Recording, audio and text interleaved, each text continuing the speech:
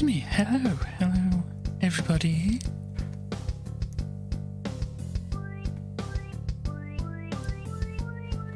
Hi. The energy. Let us say, this is a Sleepy Sunday stream today. It is Sunday, I am sleepy. Other people probably are as well. So...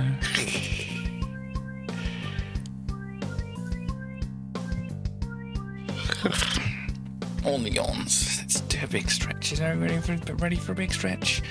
Let's all do a big stretch together. 1, 2, 3. Big stretch.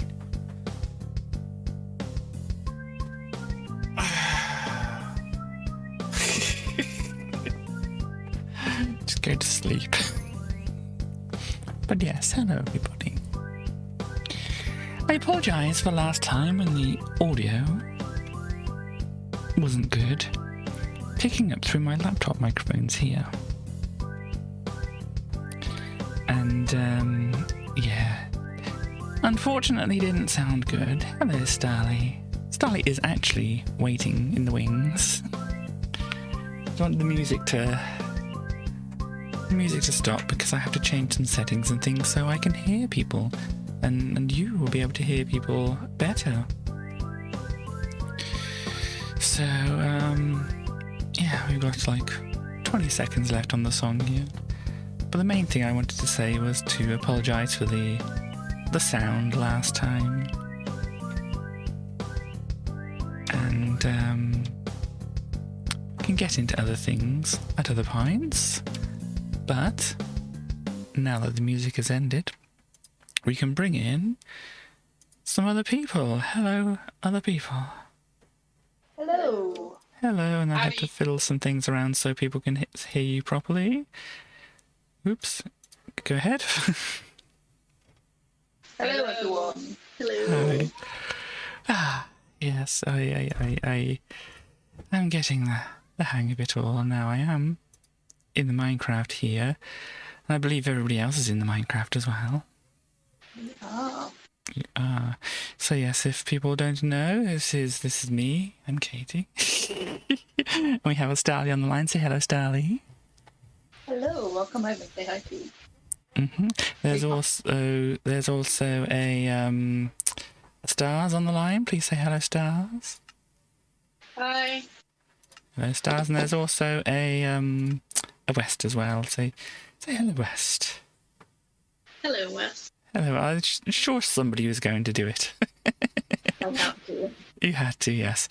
Oh, there's a tower thing. So yes, this is what we were working on last time. The round. Kind of, if I look this direction. There seems to be some. A tree, has that been added there over there by the swamp, or was that already there? No, come look at my tree. I'm proud of this tree.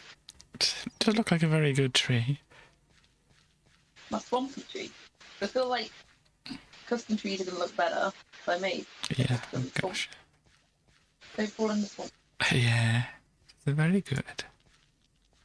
Custom tree. Right here. I don't know if you can climb up it. Haha. I'm here climbing up your tree. That you might do. That's loud. Yeah. I think that's what trees are for. I don't think they would agree with that, but yeah. Well, as long as you're gentle to them. Yeah, I don't think they mind. As long as you're polite to them. Yeah. So there's the tree. You can see that, and if I go back, I should be able to just fly up here. Yeah. It's changed down here, but Yeah, so yeah, I mean, I outlined the graves and the what do you call this? The tomb here before, which is going to go down. But also, you have been busy at work. Come on in. And the doors, which we had before. Sorry? I still don't like these stairs. I might change the stairs. Yeah, well, this kind of like a... It's hard to do a curved slope in Minecraft. Yeah, temporary thing. Oh, there is this stuff going on in here. So that's all we wanted still. We won't worry about that. Yeah. we have corridors. Mm-hmm. Did you make sense of my arrangement at the front? It was difficult, but we managed it. We have Ooh. the Egyptian room. I don't know what's going in the Egyptian room, but we have an Egyptian room. Oh, nice. It has a nice sloped ceiling and Yeah, windows on the garden. that's very nice. We have a dining room, which I did purple just for you. Yeah, oh, very good. Thank you very much. It's, I don't know if you noticed the entrance hall is also purple. sorry? I don't know if you noticed, but the entrance hall is also purple. Entrance hall. Ah, right. Oh, gosh, over here. Yes, a very, very bright purple. It's very good. Yep. Well, it's because I only needed a small amount of blocks to do it, so I thought purple would be good. Yeah. And then that goes into the kitchen. Oop, I've into the left the room kitchen. quite empty, so we can add stuff. Yeah, sorry, I have to do a little bit of a change of a thing here. Back to the game, here we go. So, yes, obviously a very kitchen-y kind of floor going on here. Mm-hmm. And I just did grey walls for now, just because I wasn't sure what I wanted. Yeah. I've not had a chance to do a wall all the way around. You remember we were talking to Lisa Seafood about doing a tree wall all the way around? Oh, right, I yes, have yes. some, but not a full one because I got bored. Yeah, that's all right. It was boring. And then if you follow me, Ooh, yes, I did see there was a staircase. staircase. Very fancy. Oh, there's a kind of hiding place. It's a chest. An empty chest, but there is a chest for hiding. Yeah. Gosh, it's a long way up here. Hello. Carries on up as well. Okay. We have the pink and grey room, which I think is probably like a nursery or bedroom. A creepy nursery might be good. Yeah. Creepy nursery does sound good. Remember I put it in. I think through here was just an empty space. I've not put any rooms in here yet. That's all right. At least it's got a floor. Yeah. And then if you come back this way, have a close look at this picture. Somebody setting fire to something. And can you go through it? You can go through it. There's a trapdoor, and it goes down here. Ooh. A very secret place. This is on top of the Egyptian room. So you know it has that slope room? That's why it Yeah. has the slope. So you can hide things in it. That's very, very clever. Because I thought if I add some little bits, but I didn't want to add too much, so that like everyone else could have a say and create stuff. Yeah, yeah. Down here is the green, very small, thin green room, which I think could be a cool laboratory. Laboratory. Bottles and stuff. Yeah, some things bubbling away or such. And in here's the red room. Probably want to be like a bedroom or something. Ooh, this is a very good decoration. Fancy, isn't it? Yeah. This is the scary vampire lady's bedroom, I think. Oh dear. And then this room I thought to do as a bathroom, so what I did was I kind of split it in half, but Right. was essentially a mirror in the middle. Ah. And so what we can do is have like mirror it so it looks like it's mirrored. Yeah. That's pretty cool. Oops. You didn't see it. And I think that's it for now. That's So I it. did, oh, look, there's one more room. Sorry, come back to the stairs. Mm-hmm. The stairs, as you say, keep going up. So I forgot about this, because I literally made it before the stream started. Ah. All the way up, and there's a ladder as well, and oh gosh, that looks a bit dangerous down there. So don't fall down. Yeah. Oop, and Just put it in over here. tiny little room at the top. Perfect for hiding things in. Yeah. I was wondering I'm if it's going to assuming have you some want to make it- windows. Well, the issue I've got is if you look at it from the outside, I put the window in the best place. Ah. There's a window down here.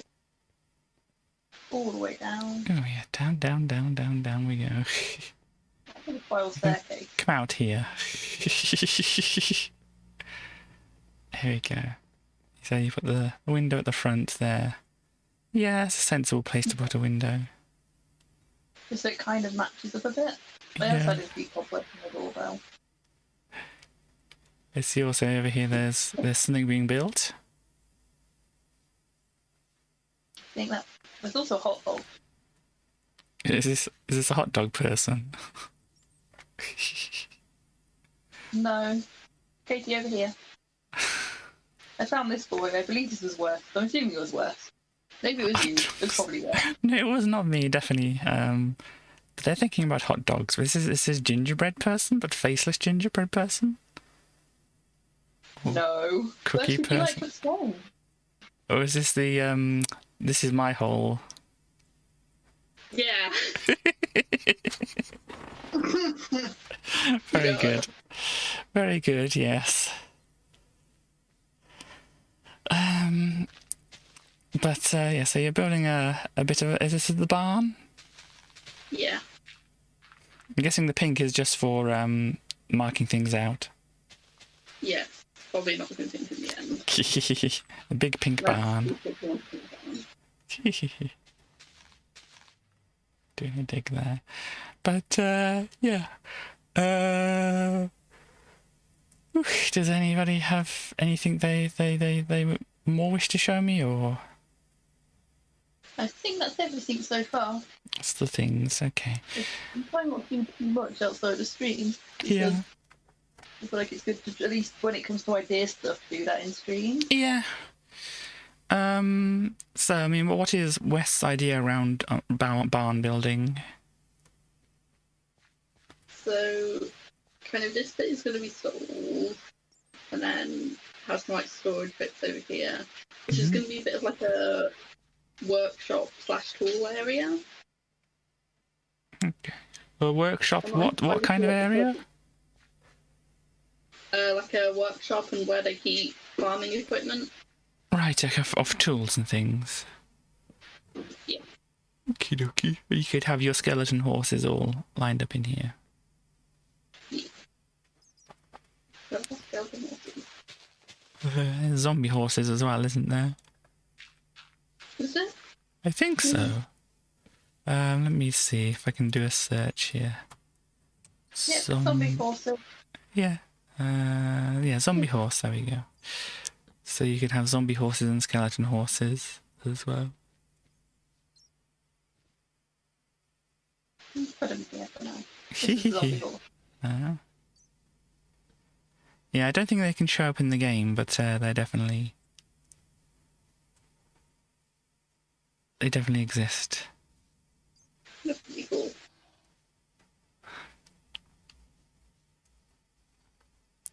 Good horses. Hello.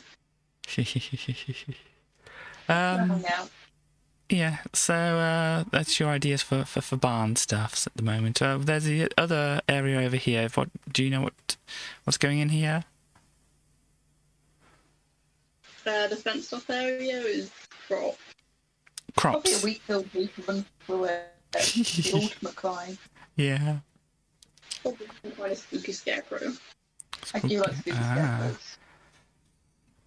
That is good. We have a stars around here. Stars, have you had any ideas of what you wish to do?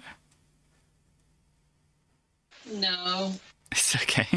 I have no idea. I'm going to help out where people need help. That's okay. Starly, do you have any ideas of things at the moment? Not really. I can continue working on the house, or the other option is Stars. Can you turn TV down, please? Me and Stars potentially go work on the spawning area. Oh, If right. you remember from last time, I've not really done any work on that either. Oh, right, the other area that's all the way over there, which you can't see at the moment. Hang on. Over here. Let me just have a quick look at that. Just to refresh people's memories and mine and such like that. But yeah. Whee! Plop. So yeah, we have like a seating area and a carpeted area, and then there's a fireplace, and when you go into the fireplace, it teleports you, doesn't it? Yep.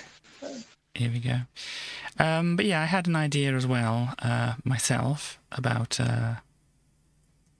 some things. So I was thinking about the forest here. So if I grab some foresty bits and pieces here. So what I was doing, I was saying like how I wanted it to be kind of like you can get lost in the forest, but I don't really, like mazes quite so much. So I kind of want not necessarily a maze, but more kind of like a way you can explore around and things like that. So let me just build something in the middle. No, this is maybe not the way it's going to be or whatever, but let me see. If we have like a tree, let's see if I can execute on my ideas here. So if we kind of have tree going on here, and kind of build some... Indeed is what of a tree. It's some kind of tree. But oh no, I don't want planks. Let me actually kind of build a bit further up and stuff like this. So general idea, there is a tree, okay? And then tree has like branches and things. And can I kind of do this? And then you'd have like bushes and other things, and you kind of like come up and you kind of jump on the branches of the tree and then kind of work your way up and around the trees like that. So you want a parkour tree? No, thing? not really parkour. I mean, I know you don't like parkour, and it's just like we don't need a parkour kind of thing. It's just like more of a three-dimensional kind of forest. Yeah. I mean, I'm perfectly happy there to be an element of parkour, just because I don't enjoy it doesn't mean other people don't. Yeah. I have things in this that is not a thing I can like doing. Yeah.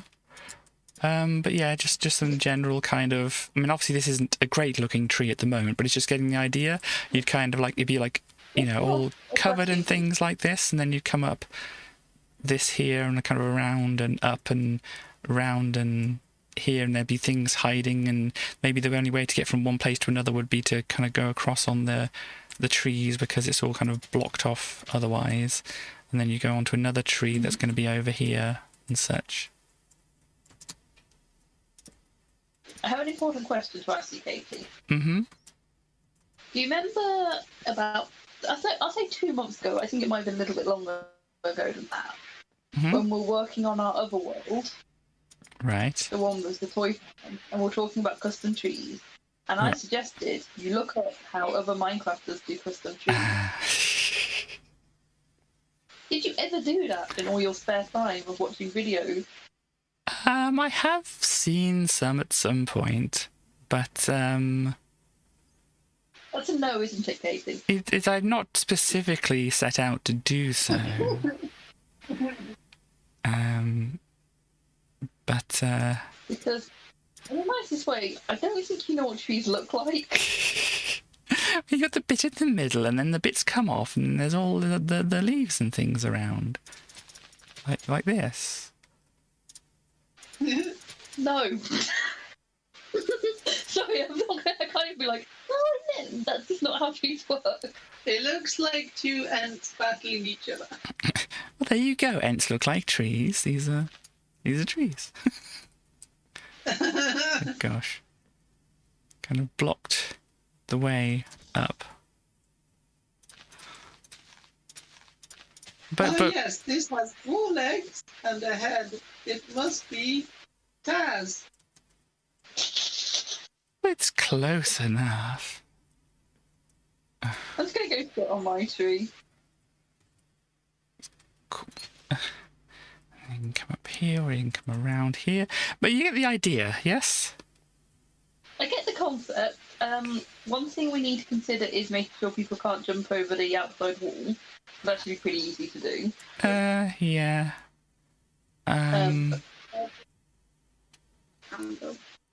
At the very least, you can put up like barrier blocks and things, can't you?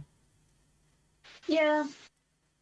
I can spawn barrier blocks and just stand them wherever I need to. Yeah. I mean, if I really have to, I can do is bully you into putting world edit, and I can world edit a barrier. I would rather not, because world edit bullies me. Oh dear. But yeah, so we figured it out. But it's as a general concept, the idea of like the kind of 3D foresty kind of area is good. Yeah. I like the idea of like a 3D not maze. Yeah. And then just kind of, this is like very rough putting it in, just as kind of thing, because obviously, as I said, you kind of like have like a barrier going across here, so you can't actually get get through, but you can kind of like maybe see some bits and pieces saying, oh, I could get through to there, but I have to go up and around the tree and over to get there. And maybe there's also, I mean, obviously there's not a lot underneath here at the moment, but there could also be like some like cave area or something, or just underground area. Yeah. Maybe some roots for the trees kind of go underneath here as well. Yeah, that's cool. Right, bless me. Yeah, and you kind of make it's like a little area down here and such and things like that. Obviously, this is not the best construction and things like that at the moment, but it's kind of just sketching out the idea and saying this is kind of what I want it to look like. So I think obviously my homework here then is to look at some videos about making trees, which, you know, let me say, this is just to myself and stuff like, Katie, now when you're watching back the video would be a very good time to just pause here and then go and look at some, or go and put some making tree things videos from Minecraft on your playlist, which you have. So there we go. That's a thing to myself, and let's make this more official. Like, Katie, please do that. Thanks. I stare down at you in terrifying ways. Sorry? Oh gosh. I Hello.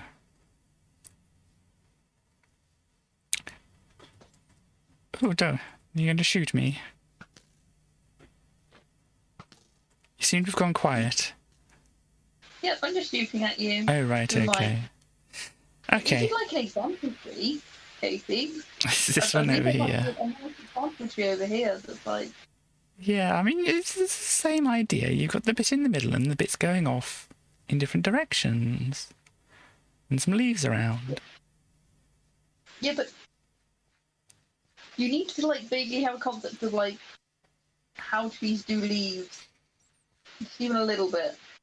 Well, this is You only a just like throw leaves sketch. anyway. It's only a sketch, of course. So what are you going to do for today then? I don't know. Well, I was kind of look at what you were going to do, and then I was going to show you my little sketch thing. If it didn't turn out too badly, obviously I could work on that, but Alas, you didn't listen to me 3 months ago to look at videos on how to make trees in Minecraft. I mean, we could work some more on the house, or we could work on the swamp. yeah, but what would we want to do with this one? We wanted to do like a witch hut at least, didn't we? I mean, traditionally, there is a witch hut in a swamp. Minecrafty. I could make a nice island here that would potentially be a nice size for little hut. Also thinking that obviously because we have things and we kind of want like underground areas and things like this, here might be a good place to do some kind of like breaking through here, and then there can be like an underground area. Water everywhere, please be careful. Oh, right. Because also, in case you haven't noticed, Hello. there's a lot going on underground here. Sorry? Under the swamp, there's already a lot going underground. Yeah, I mean, it can kind of work around all that stuff, I think. Mm-hmm. Yeah, because that's how the swamp has its billows of not Yeah, I think I cut off things, so the water should be going away now. Good. Yeah, please be careful digging through bits of water, because Yeah. especially later on when we start doing redstone stuff. Yeah. But then you'd have like, oh, there's a swamp here, but then, oh, there's like a little hidden bit that's underneath the swamp here, and you can swim in and Yeah, that's fine, but we need to build that in before we start putting holes in water-filled areas. yeah. But yeah, so that's kind of gives like the extra dimensions. As I said, the kind of with the forest you can have like up and down things, and so with the swamp you can have like the witch's hut. How big do we want a witch's hut? Well, I was suggesting putting it on this little island here. Right. Like I said earlier, and so that kind of gives an idea of the size, because I want it bigger than that. You don't want it big anyway, because we've already got a huge mansion. So. Yeah. So where would the feet of it, and what would it be built out of?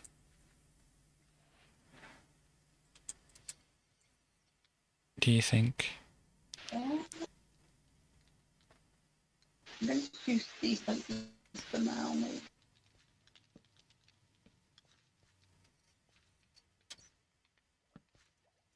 That way would be in the middle.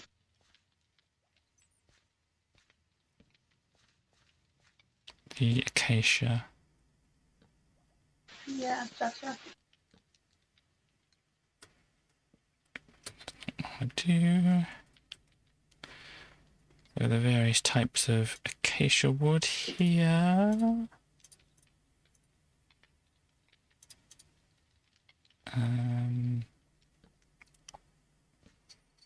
Bit like this, and the acacia. I don't know if we want the acacia leaves with it, really. I don't know what the whole thing built up to be, but it's mainly going to be these bottom bits out later. Oh, right, okay. So is it going to be built on... Sorry. So is it going to be just on these two stilts? I think so. Wes, can you just come look at this and tell me what it reminds you of? You making the Baba Yaga hut? Yeah. Wes gets it. That you're just gonna make it like a chicken do you know where the whole, going. yeah, do you know where the whole... Katie, let's set you on fire. Do you know where the whole thing of like witches' huts on stilts and like Baba Yaga's hut being on chicken legs and all that comes from? No. That's John Wick's house, right? That's John Wick's house, yes, does. So, in northern Scandinavia and Russia, there's a group called the Sami, Mm-hmm. and they have storage houses. Now, because they live so far north, they live in there with permafrost, which means the ground is constantly frozen. Right. So to stop their storing getting cold and damp, they have them raised up on stilts like this. Mm-hmm. And that's supposedly where that idea comes from. But Baba Yaga specifically has them on chicken feet, so I thought doing chicken feet might be. Sorry, the Baba Yagas have chicken feet because the Sami storage hut looks a bit like chicken feet because of the way that they're laid out like this, where they've got like a bottom bit spread out. Right. And they're So it's kind of right with the whole, make a chicken out of it kind of thing. yeah, but it's also got a veal hut, which is Yeah. So is it the general idea of the base, or are you thinking bigger, or? well, I'm thinking that's probably as big as you want it, to be honest. Right. Okay. And then what do we want the walls and things out of? And what the easy would look nice with what we've got. Is it a bird? Is it a plane? No, it's a cat. Meow.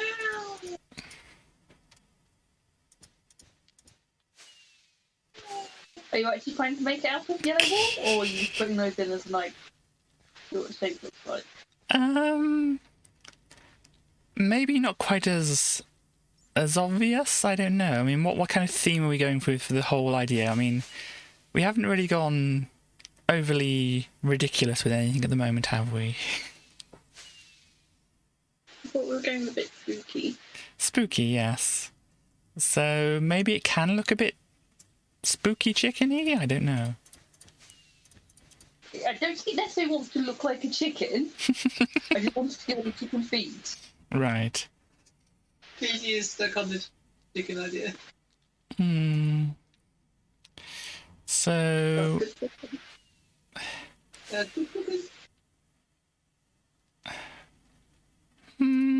let me try a thing and see how it turns out.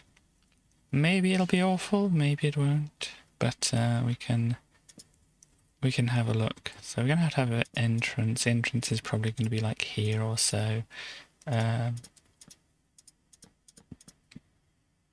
So I'm just going to do like what I imagine is going to be like where the front is and such like that. We can probably have windows and things in there later and things like that. I have an idea. What's your idea, Stark?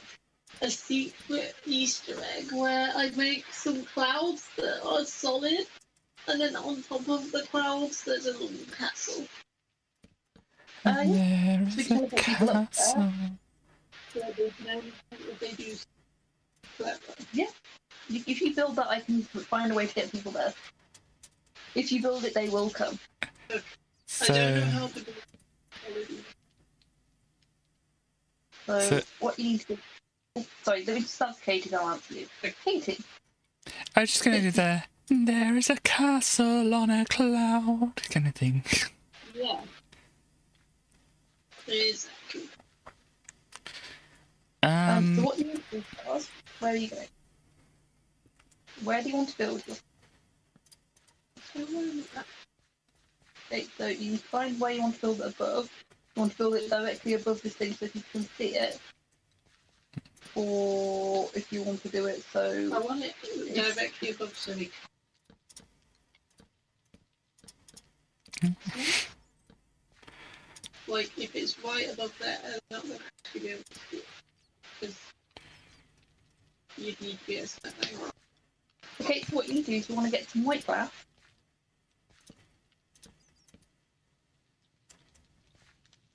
White stained glass?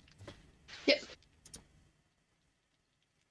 And then you want to find the spot below where you want to do it. Yep. Okay, and then do a big line upwards to the height you want to be. White. Yep. It doesn't even matter what you use, but white glass will work. Right, where are you building this? Me? Yeah, I'm here. over there. So where is the thing going up? Do you want like a beanstalk going up? No, we're gonna do a thing where we, if they manage to find something, they get teleported. Oh. Because a beanstalk would make it too busy. Right. Okay. So you're going to put it like above the mansion, but you're going to do like the castle up there. Yeah. So you're drawing your inspiration from Dizzy about jumping on clouds and stuff. Not consciously. They just saw the clouds and thought, hey, we could do a thing. Ah. Does this cloud keep getting further away? No. Quite high up. Which time I have You're in creation mode, you can't recall. Oh, believe me, I can. I can damage myself anyway.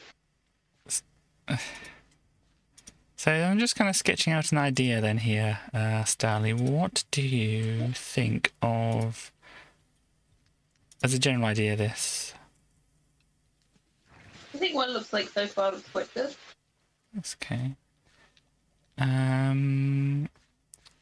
So should we just build up like this then, and then kind of see what it looks like incomplete? Yeah. Cool. I can do this. Build this all around here, a bit like this. Are you set on this colour for the roof? Not set on the colour, I just thought having it going like kind of like, because I learned, I did watch some videos and apparently gradients are a good thing. Gradients are, but I'm thinking maybe focusing on dark colours might be better than doing such a light colour. So it gets more spooky when it goes upwards, yeah? Kind of.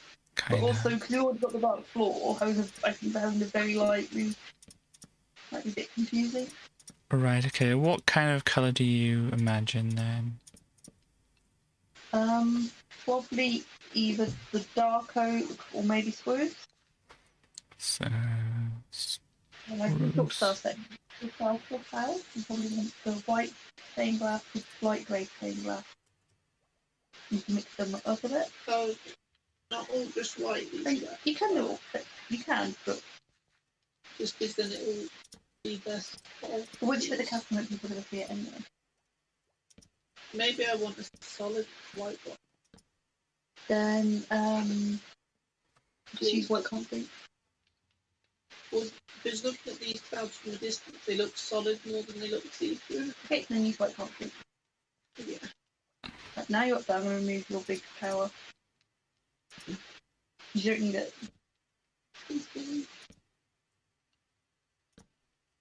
Where's what these things of the little cottage place is making? Let me come over and have a look. I'm just trying the different types of wood for the roof, so we can kind of get an idea of what they look like if we look at the different angles. Okay. So this is not all going to be, it's not going to look like this. This is just to kind of get an idea of what the different woods look like going upwards.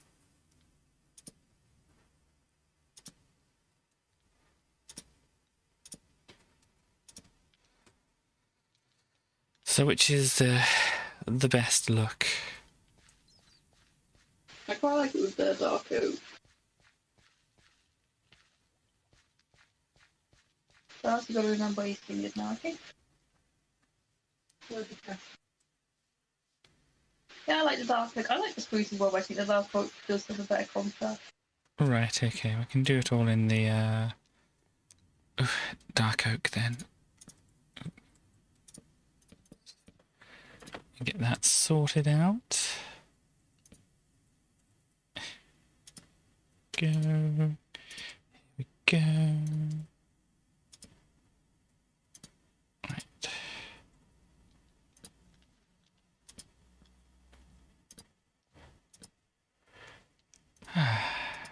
Oops, no, I want that down there.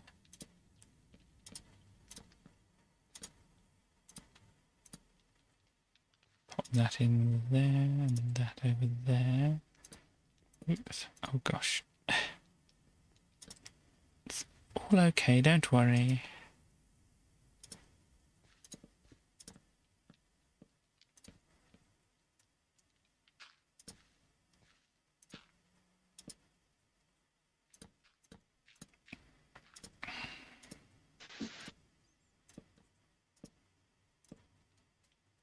Mm.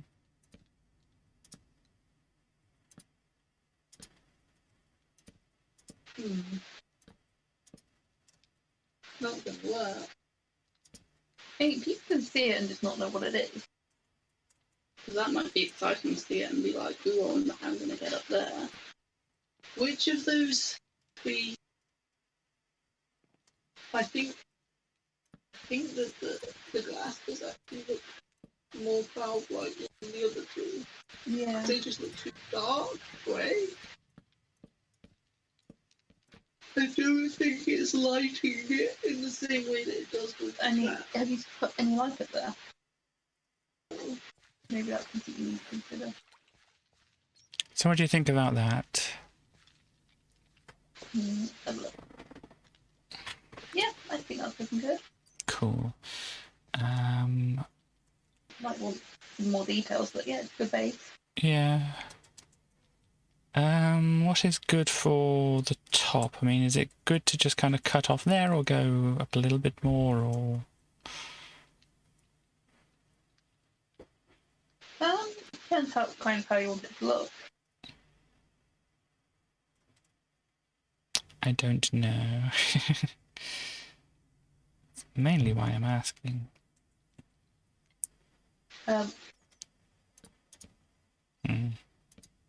I mean, how do you picture a witch's hut looking? Kind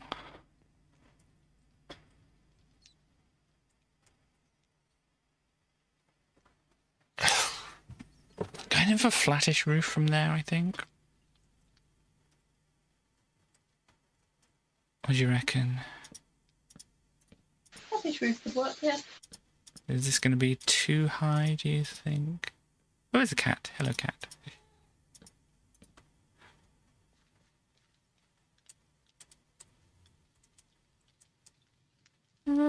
could work. Let's just... Ooh, let's go with this at the moment. That's fine. Cat was on the roof.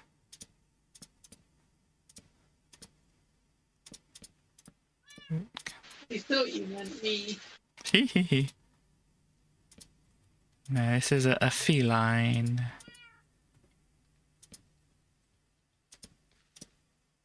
A felis, is it?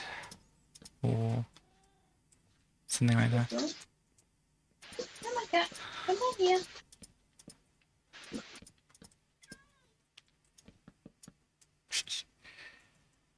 It sounded like a no from the cat.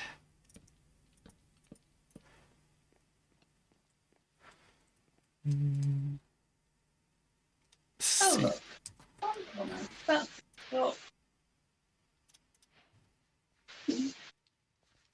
Oh, it was a. Do you want to be famous? Do you wanna become famous? Stay difficult to the light from my little. That's your creative mode. Nobody's not fun. My dad's like, get on climb up and please. Yep. Hey, do you want to come look at the farm? Oh, I like this. This doesn't seem quite even around the top here. I think I might have made a mistake on this side here.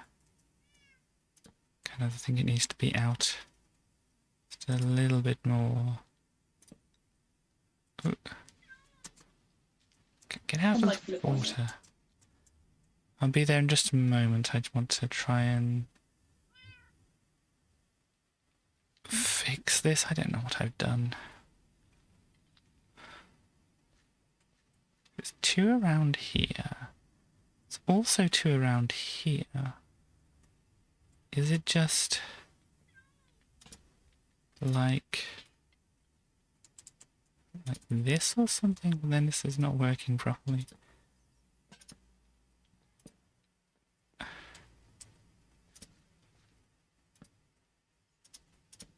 No. I'm very confused. I don't know what you've done.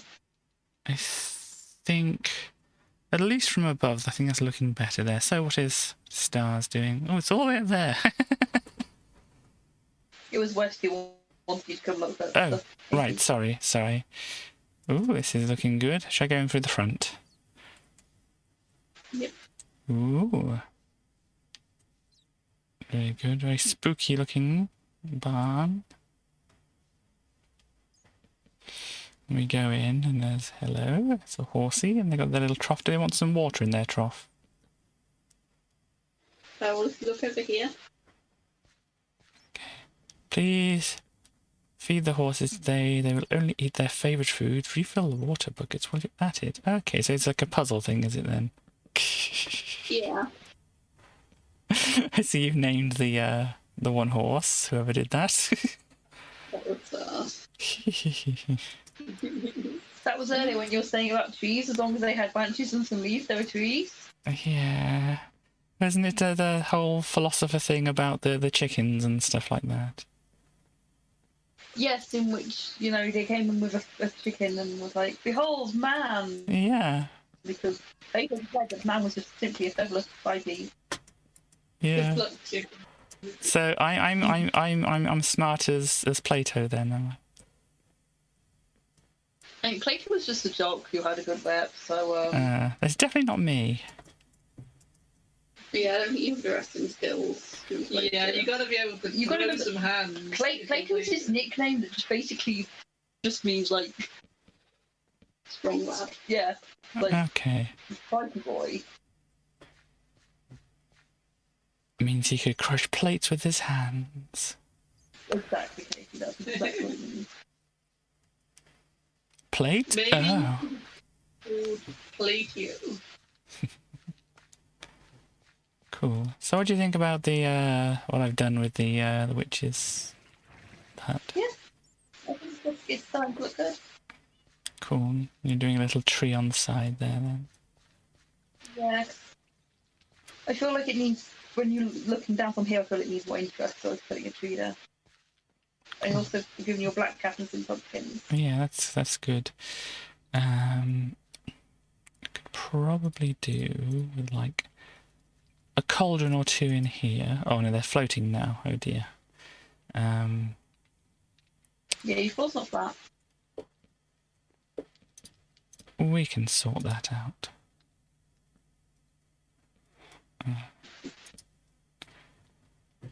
This is very frustrating because everything looks grey from far away, apart from the real thing. Because they're being lit from above.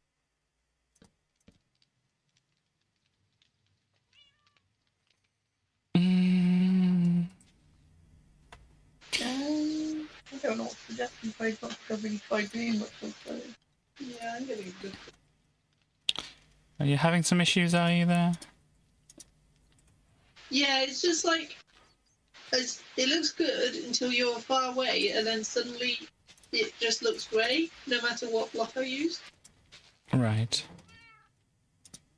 And I think it's to do with the way that lighting works. Right. Let me come up and have a look, if you're okay with that. Yeah. It's a long way up here.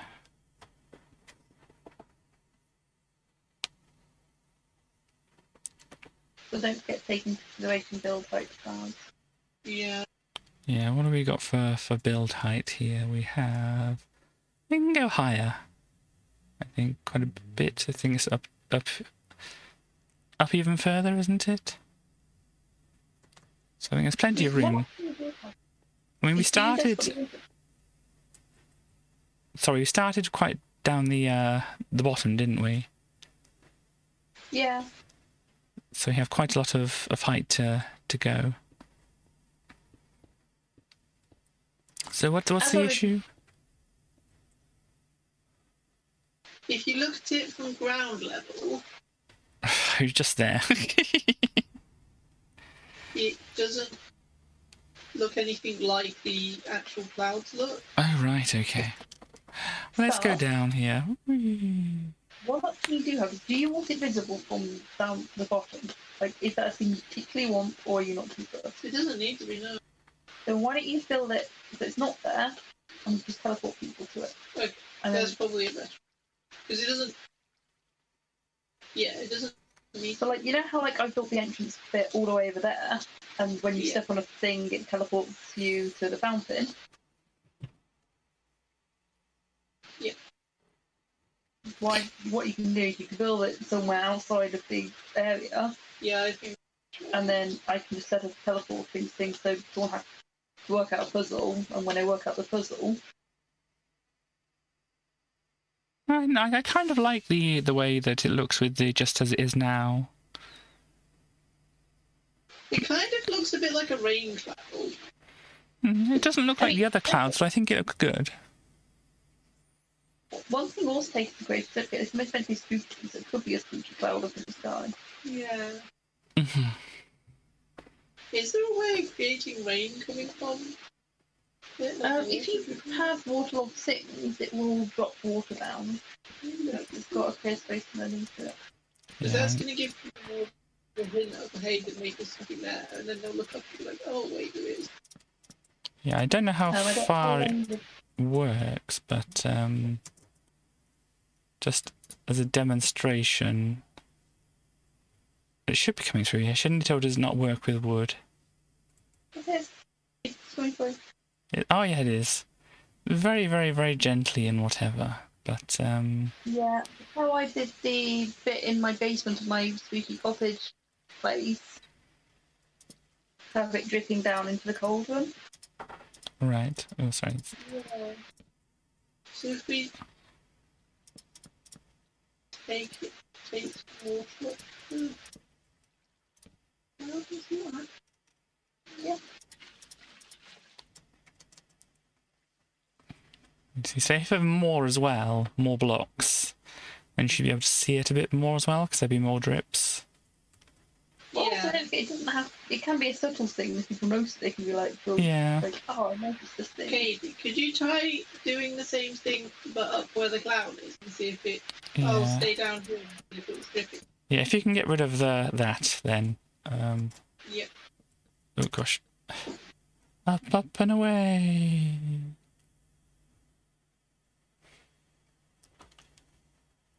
Definitely a long way up here.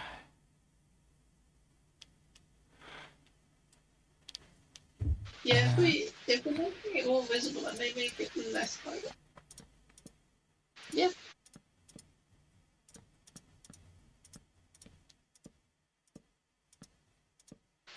Looks like a little thermal. Oh, blah. If I just do this. So I don't know if it drips from all the bits.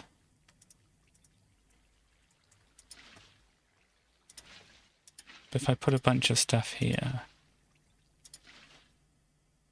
how's it looking down there?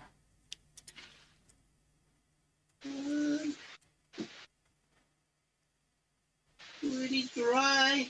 Does it drip through glass though? I imagine it wouldn't. Yeah, it seems like that's not going to be a thing. Let me try something else then. Ah, fly, you fool. Yeah, it's not dripping through. You'd be able to see it. Let me try doing not glass then. Maybe try wool. Well, it worked with the wood, so I'm gonna try that. Ah, no, wrong. Wrong. Oh, sorry, below. Oh, no. Oh, help. I'm so glad I've not got any redstone. Nothing has to murder you with the amount of water you're getting in I right can now. just see it going very slowly to the ground. Ah. You can't. It'll go. It'll come and go. quite Unless you quickly. create a bucket right down at the bottom in the right place. Oh no, the fountain. Something's fine. But it's dripping now from this bit. So is it dripping down there? Cloud. I mean, explain why this has got puddles in the stairs. So is it dripping down here then? Oh yeah, it is dripping. It's working. Or it was. Maybe you have to be up there to make it appear though. Possibly. Katie, Oh. statue book doesn't work on this server for some reason. What doesn't work? The statue book. Is it set up? I don't know. That's why I'm kind of raising it. This is your server.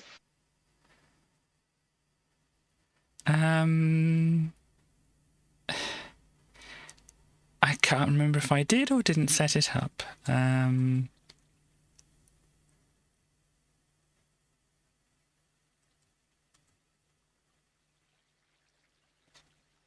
Are you just trying to create the book to start off with? Yeah. Maybe it's not set up then. Maybe I need to get that working. Oh, I have another custom tree. So. You have another Waiting to custom tree.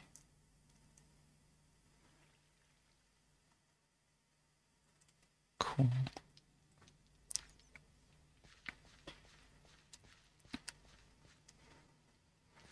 So, has anybody had a thought about what the adventure could be that's going on? Are we finding things? Or what's going on? I think the way this is going so far, how things are being designed, is about finding things. Yeah. It's about finding specific things. Yeah, so there'll be things hidden around here, there, and everywhere. Yeah, that you have to do puzzles to find. Okay. So, I mean, with the density of being able to fit things in, obviously, oh gosh, I'm going really fast here. But the density of being able to fit things in, with the mansion, there's going to be a very big density of things. If the wood is three-dimensional, there's going to be like a reasonable amount of density to it. The swamp as it stands, not a lot. If we go underneath, then maybe. Any thoughts about this? Well, I mean, we can hide things in the water, we can hide things in the trees, we can hide things in the hut. Mm-hmm. You said there's possibility to do some bits on the ground, so I think we'll have various bits. Okay. Okay, so the density of that seems reasonable and whatever. I think all areas can have reasonable density. Just depends on how dense you want stuff. Yeah. Oh, that's good. It's a very creepy-looking scare person. I think the house and the bit underneath the house is going to have the height. Sorry, there's lots of crunching and rustling on that side. Well, yes, I sorry. breaking. One thing I think is worth doing, instead of worrying about density, is working out how complex we can make the puzzles. So, for example, with the house, potentially one of the things you want to make that you need to collect from the house is like a potion, but you have to collect all the bits to make said potion. Right. And take it to the lab and make it there. So that's going to be about how do you make sure you've made the right potion or something? Yeah. Right. So instead of collecting a bunch of items and then you've got the items, collect a bunch of items and make the thing out of them. Right, okay. So how does this kind of thing work? Let me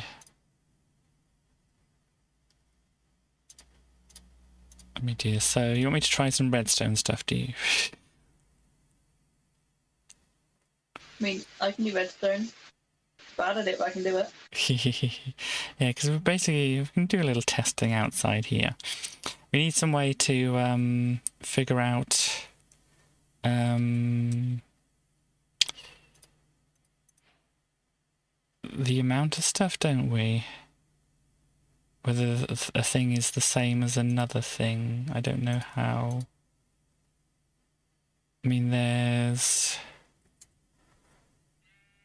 hoppers. That could work, couldn't it? Oh gosh. Didn't mean to do that.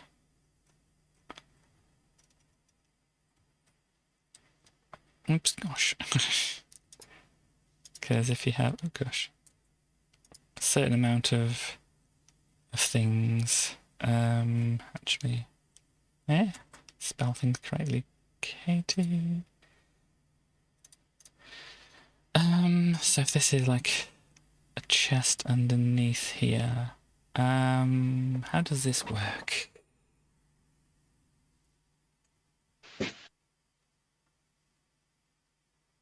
Do you know an idea to how to do this? I think you're looking at it the wrong way. I don't think we want to do redstone. I think we want to do command blocks, which is why I asked you to put command blocks into the server. Right, okay. So do you know how to do with the command blocks? I'm just looking it up now. Okay. Because I know there's ways to do things, because there's like sorting systems you can use, and if you set up a sorting system for a specific thing, it would work, but then I've got to figure out or remember or look up how to do the sorting system. I was actually trying to figure it out myself, but I'm not sure if I'm proficient enough with the redstone in order to... Sure. Yeah, I'm not sure if I'm proficient enough in the redstone in order to figure out how to do this kind of thing. Because if that goes in there, that's not going to do anything. I think you need the comparator coming out of it, so then if there's things in there, it it lights up. But obviously then you've got to get the right things to be in there. And it's all about locking the hoppers if there's things in there so that can't go out of there. Mm-hmm. So if those things are in there, does this lock? It's not pointing into it, so I don't think it's locking. But let me just try and see if I can figure out. Well, if I'm going to break that, it's going to pop the things out. So let me put that into there. So then if I put some stuff in, yeah, it just goes straight through. So that's not actually locking it. But hang on. Get a redstone torch instead. Does that work? Because obviously that's going to do that. And then if we put another torch down, it's going to invert it. No, that didn't work at all. And if I put things in, well, they stay in there, but that's because it's lit. This is not the way to do it then. And that just filtered it back into there. Okay. How are you doing? I think I know roughly what we want to do. I'm just working out exactly how it needs to be done. That's Because you okay. can set it so that you can Cool. check what items players have, and when they have those items, you can make it do stuff. Yeah. It's not filled, but then it's going to fill up more to do that, I think.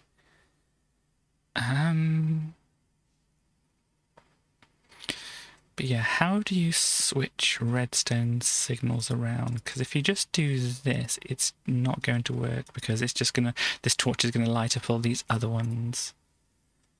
So, gosh, we need something like this. There, and that turns that off. Then we're going to have... Ah! There's noise. It was a Ninja of Chaos. A Ninja of Chaos did a subscribe. I thought you already did a subscribe, but you looked like you did some more subscribing. Hello, Chaos. Hi, Chaos. So, yeah, this is the kind of thing I'm wanting to look at, I think. So it's not quite that. Did it pick it up in the hopper? No, it just disappeared. Can you? You do all the subscribes. Okay. If I do this and then that, does that lock? It does not lock that. So I think it needs to be the other way around then. You're enjoying me trying to figure out redstone, are you? Or not? I'm finding it hilarious. It's okay. So that's locked the hopper at least, and then what we can do is like feed that into there, but it needs more of a signal. So if we had like a stack instead, and we filled that in, then it would empty out until it got to a certain level, and then wouldn't empty out again. And this is kind of like the idea of these filtering systems. So once it gets down to a certain level, I mean, there we go. So we've got the 22 diorite in there. So now if you leave that in there, and then we have another... Yes, I hope you are well as well, Chaos. And I've been sleepy, but I've been well. So if we put in a trapdoor here, it's not going to do anything. And then if we put in like this blue terracotta, it's not going to do anything. But if you put in whatever's actually in the bottom here, was it diorite? So if I find some diorite here, and now we put the diorite in the top here, it'll filter down through and then end up in the bottom here. So if I actually take all this out here, so there's nothing in the chest at the bottom, and no matter what else we put in here, it's not going to filter anything through. Obviously, it's best not to have this completely fill up, so what you kind of want to do instead of that, oh gosh, everything's fallen around everywhere, is to have... oh gosh, no, please. You're the chest at the bottom, everything's feeding into you, is that what you're saying? So if I do this, then it all kind of does that, and then eventually goes to a chest. Oh no, I want the diorite. So it'll just put everything into here. So if you start putting things into, say, a chest at the top here. So this is your input chest at the top, and you just kind of bung a bunch of stuff in, and then it kind of all kind of filters through here, and it should all end up in this chest here and not in this chest over here. But then if we put at least one diorite in here, it should it should pull it down into this one, shouldn't it? Or is it not doing it because this is too full and we need just it should just be on the edge of things going through, though. It's something like this. It'll pull it down if it works, but then I think because this is lit up for some reason. Why is this lit up? Is that because... Oh, so it's locking it because of that, and so it's not putting things into it. Oh gosh, redstone is complicated. Yes. So yes, woodwork. Take a break for a moment and go look at what West is doing. What is West doing? Apparently, from the chat, they want a vibe check. Let me just actually get into here so we can get a good idea. We can also have a vibe check from the chat as well. 41,485. Some coordinates. Okay. So this is good. We got a little spooky little overgrown vegetable patch or something like that. And the spooky what are they called? Scarecrow and such like that. Scare everyone. Scare everyone. And then we have the barn over here. And we can come into the barn. Progress. And we have these in here. This is obviously Taz. And yes, this is the same as before. Yeah. So yeah, so this is a good overgrown vegetable patch, I think.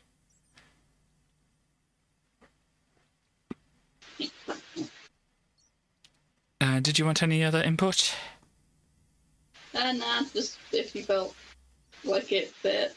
Yeah, I mean, it's kind of like it's supposed to be like spooky and just. I think generally some of the vibe of spooky is like slightly abandoned and stuff like that, isn't it? Yeah. So I think we've got a good vibe of that. Just so you know, you can move. You can get into there and. We got up here. Yeah, they've got gates now as well. You're not allowed to get in. I managed to jump up, and then I jumped on it. Cool, so this is the way that I've got it set up. Wasn't working. If I put some more diorite in there, it'll filter down. And yeah, it doesn't go in there because it goes into here because it can't get through here now because this is locked. But it was No, it was only working before. Sorry, I'm confusing myself really. Because there needs to be enough, and if there is enough in there, it will empty out into this chest.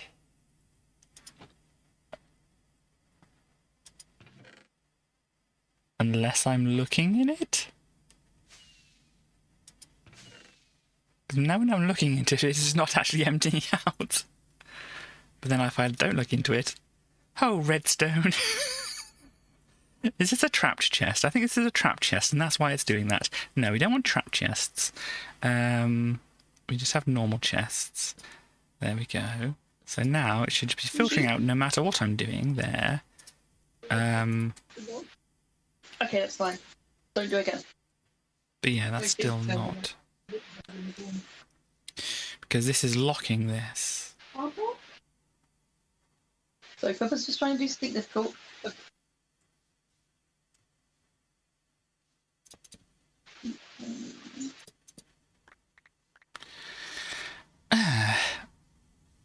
don't know. I could look this up, but obviously trying to figure it out is pretty good. So obviously I've got something wrong here. So what I want to do, basically, I want chest. I want hopper going into the chest. I want a certain amount of things in the chest. Oh, yeah. But it needs to be locked until there's more. So we need to look at another... Oh, dear.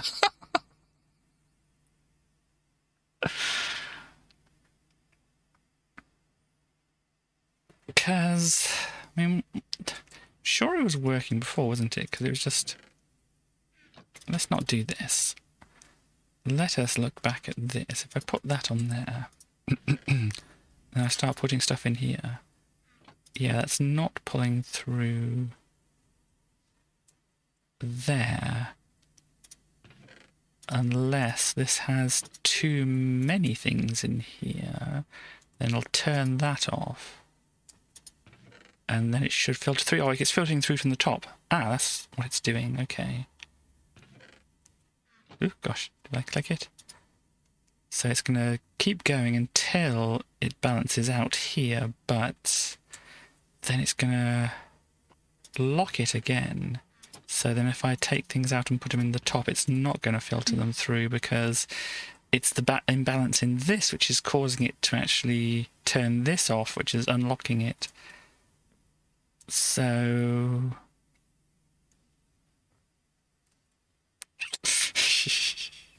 do I instead want it to...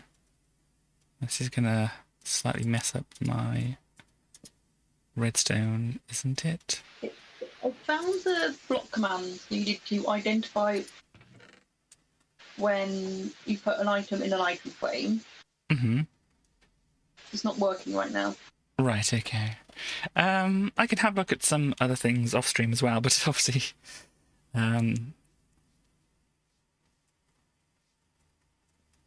have you made this work before, do you know? I've made similar things work before. Right. Unfortunately, it's essentially coding, and I'm really not good at coding. It's coding, did you say? Yeah, it's essentially typing in coding. Yeah. Yeah, I'm just trying to I'm having a bit of fun trying to figure out exactly what I'm getting wrong here. Because what we can do... I don't know if this helps at all. But if we have another thing in here, and then this... If this gets locked, but then if something comes extra into here, it unlocks? I think that might work. It needs to go on the top so it actually activates that. So here, where did all my... Here we go, here's my diorite. So if enough diorite was in here, and then another one came down in here, does that... I think Earth is correct. The answer is clearly pineapple. Pineapple, okay. It's definitely locked. In order to unlock it, it needs enough. And that's going to work. It's going to filter things off through here. Okay. And...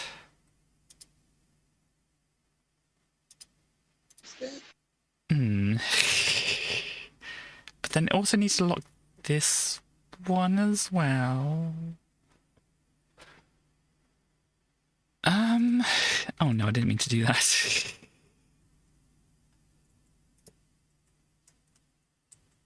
It's part of the process, I feel. Can I like double the stuff here? So it's all just going to be locked anyway.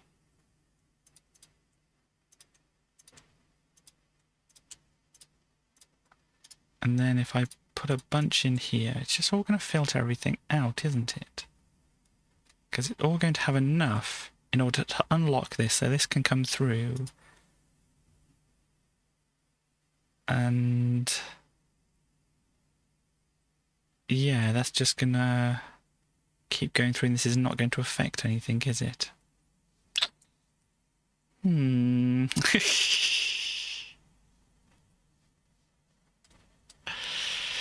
Yeah, I think this is a bit of a dead end itself. Yeah, I think the command block is going to be an easier option than trying to do a lot of work. For some reason this isn't working, but I think I can make it work. I'm just not going to do it now because I'm way too tired. That's alright.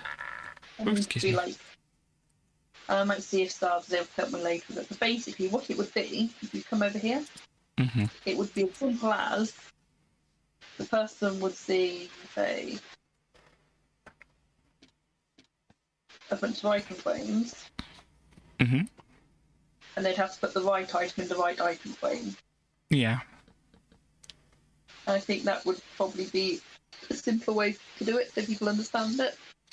Yeah, I mean, the way this would work, if it was going to work, is you put whatever potion into here, and if you put the right potion into there, it would filter down to the bottom and then activate something.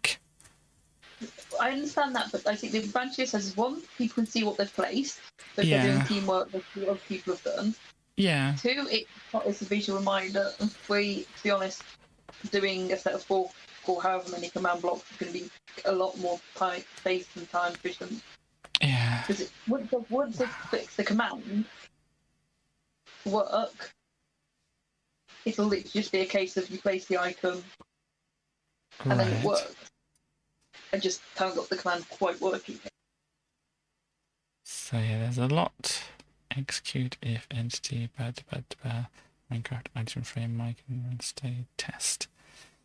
Okay, yeah, I've never looked at this myself, so I don't know anything about how they're actually supposed to work, but maybe this is a good time to try and learn it after off stream. If you come look at, I was going to say, if you come over to the original entrance place over here. Okay. Let's fly. Come fly with me, let's fly away. So we want to be kind of in here. You want to be at the fireplace. At the fireplace, okay. Because you may have guessed. This is a command block here, and this is what you've got. Just teleport. It executes the command when it's activated, basically. Yeah. So that was a very simple version of it, obviously. But that's all they do. They just execute commands. Execute commands. In this case, it's when someone clicks on that. It's a lot easier when you've got a pressure plate above it. Just have it as the thing. Yeah. But at the same time, it's a way to set it up so you place X item in the item frame. Right. Goes, okay, that's good. It's basically coding. It's basically if X then Y. Yeah. But it's setting it in the right way so it understands what to do. Yeah. As I said, I haven't looked into it myself, so I don't know how that works. I'm going to use the teleport pad to... That wasn't sensible. It would have been sensible, but you can fly. And yes, I saw Chaos is doing a bit of a... Don't think we got Reading Rainbow over here, did we? Not really. No, we got the... I do know it goes like, butterfly in the sky, I can go twice as high, or something like that. And then Reading Rainbow and stuff like that. I honestly don't know anything about Reading Rainbow. I know it had LeVar Burton in it.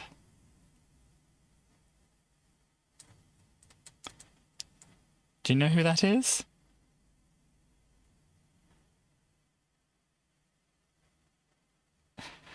Gone quiet on the other side. It's okay. Tech issue. I'm guessing the battery might have run out in the tablet they're using. Hello? Hello. Sorry about that. Yeah, I unplugged my tablet, so I plugged my phone Funny, my phone was in, wanted to chat, and it just decided to close everything. Oh, right, okay. But yes, do you know who LeVar Burton is? Who is? LeVar Burton. West says from Star Trek. From Star Trek, yes. But was also in Reading Rainbow, as I understand it. Oh, I like the field glass. Cool. Yeah, so we got the barn here.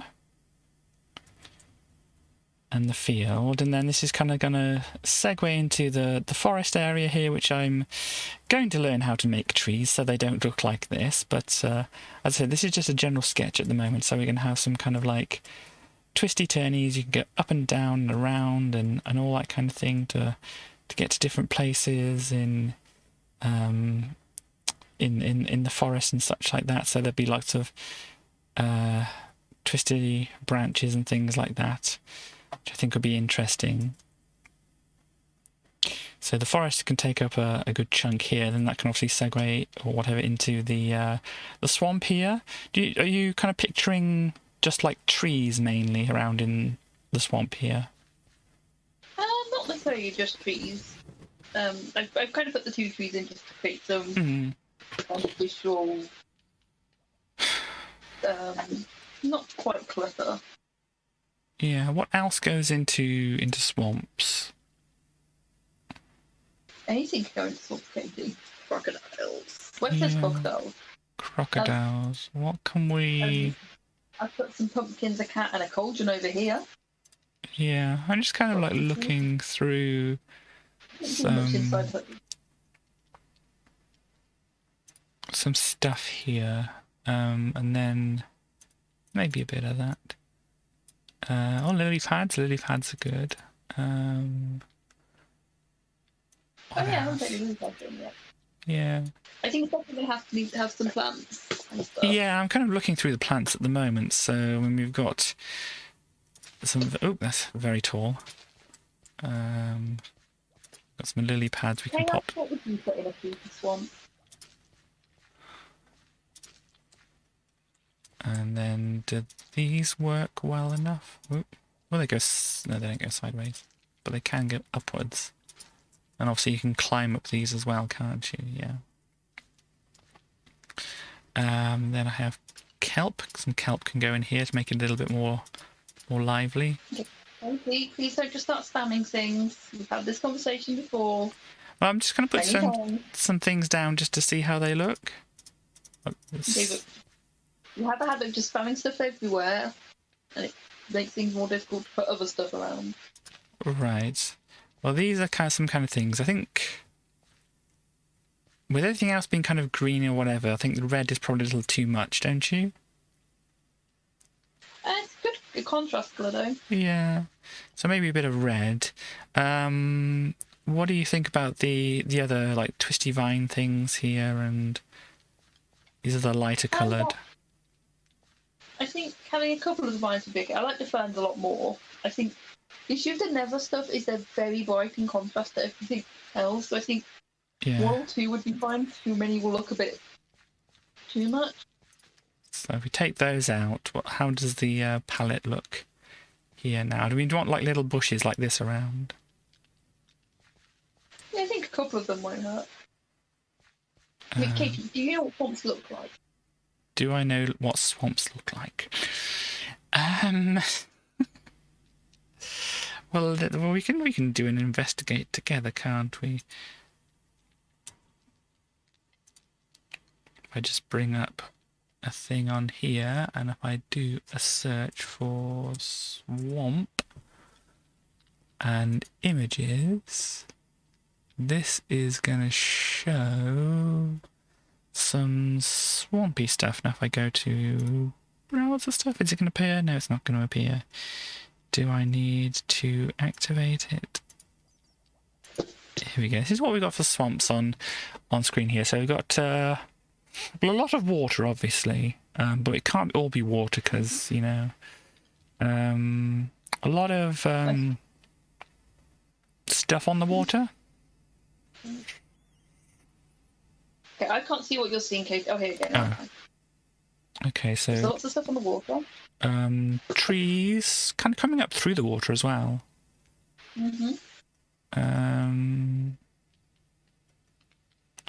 That's mainly what I'm seeing here.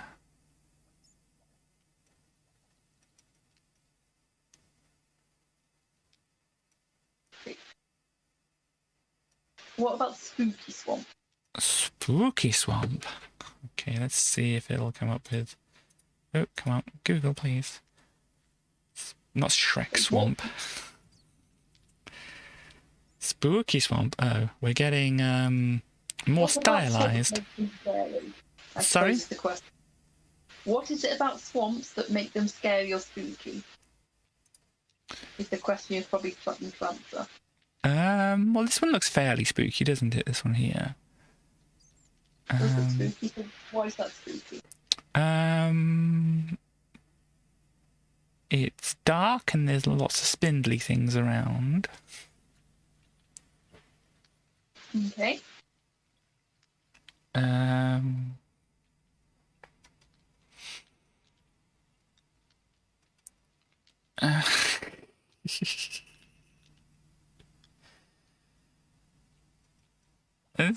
This is what I'm seeing, at least, here.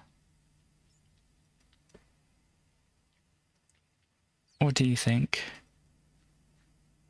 Yeah, West Star, do you have any particular things you think makes swamps spooky?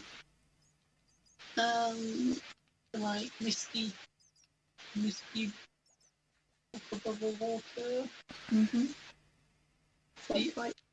Swamp lights. The unknown. Alligators. Getting stuck in the mud. Maybe use like some soul sand or something. That's a good idea. Did you hear that, Jacob? What was that, sorry? We're suggesting doing things like using soul sand to make it so people are slowed down like they're stuck in the mud. Right, okay. Let's see. They also want to move the swamp. That's the move. Yeah, we've got the soul soil as well as the soul sand. Yeah. So you're thinking like round here instead of other things? Well, just like in parts, yeah. So it doesn't have to be all that. Yeah. As option you've got what they kind of did in woods, or what they called some of the forest. But they like added in some stones. Spooky.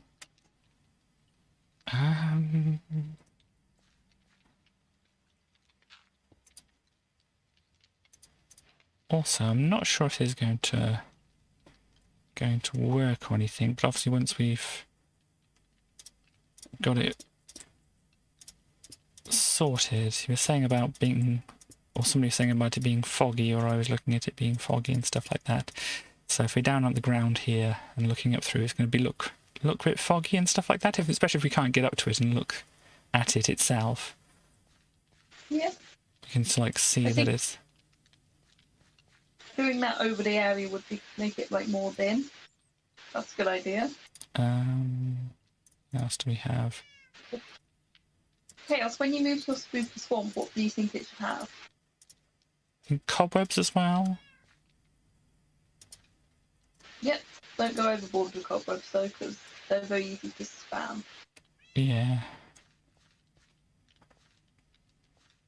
What did the cobwebs look like on the other side of this as well? Not a lot different.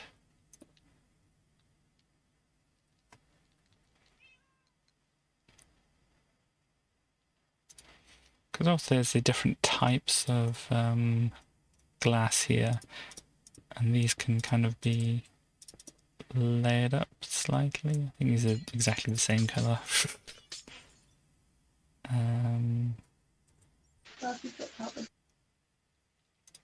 Go for the black instead. Does this blend a little better? It's not... Oh no, I'm picking the wrong ones, that's why. Obviously, it might be have to be a little bit higher than this because obviously we want to be able to see the roof of the thing here. Then if we look through here, both of them together might make it Yeah, it's fade definitely gonna out. want to be higher than- Sorry?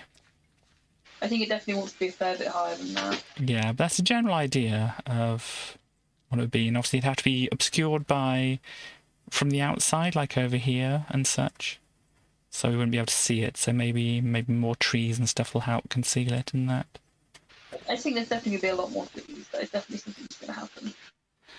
Yeah, so the trees can kind of have, go up a bit higher, and then obviously amongst the trees can be all this glass and stuff, so it can fade out. Because obviously we would want to set it not in the middle of the day like this. Yeah, I mean, what we can do is...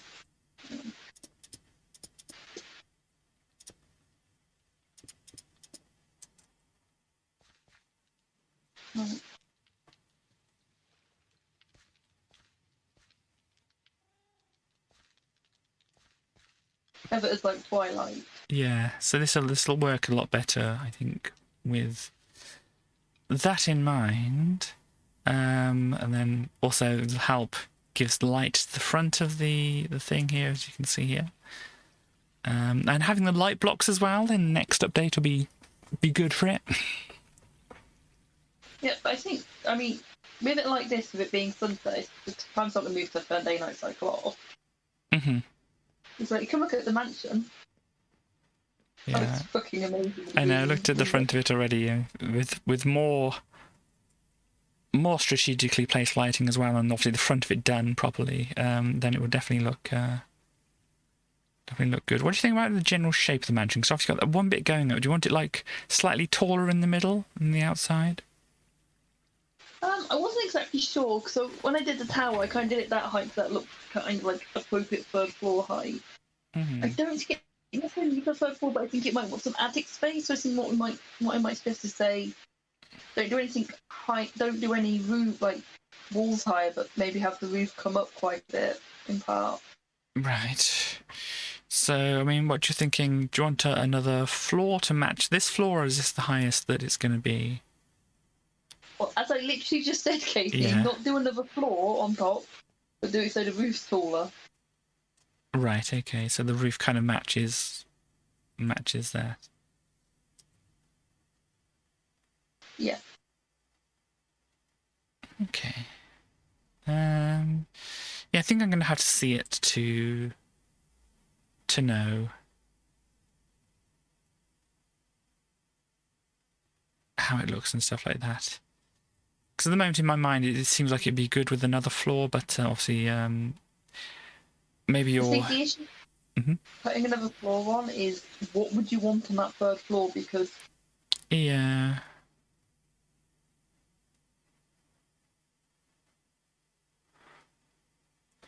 There's already the density of being able to hide things, because we haven't done a basement yet, have we? no. Do we want to set it back to normal daytime? Yeah. Cool. Oh, I don't know if you've noticed, but time is not moving.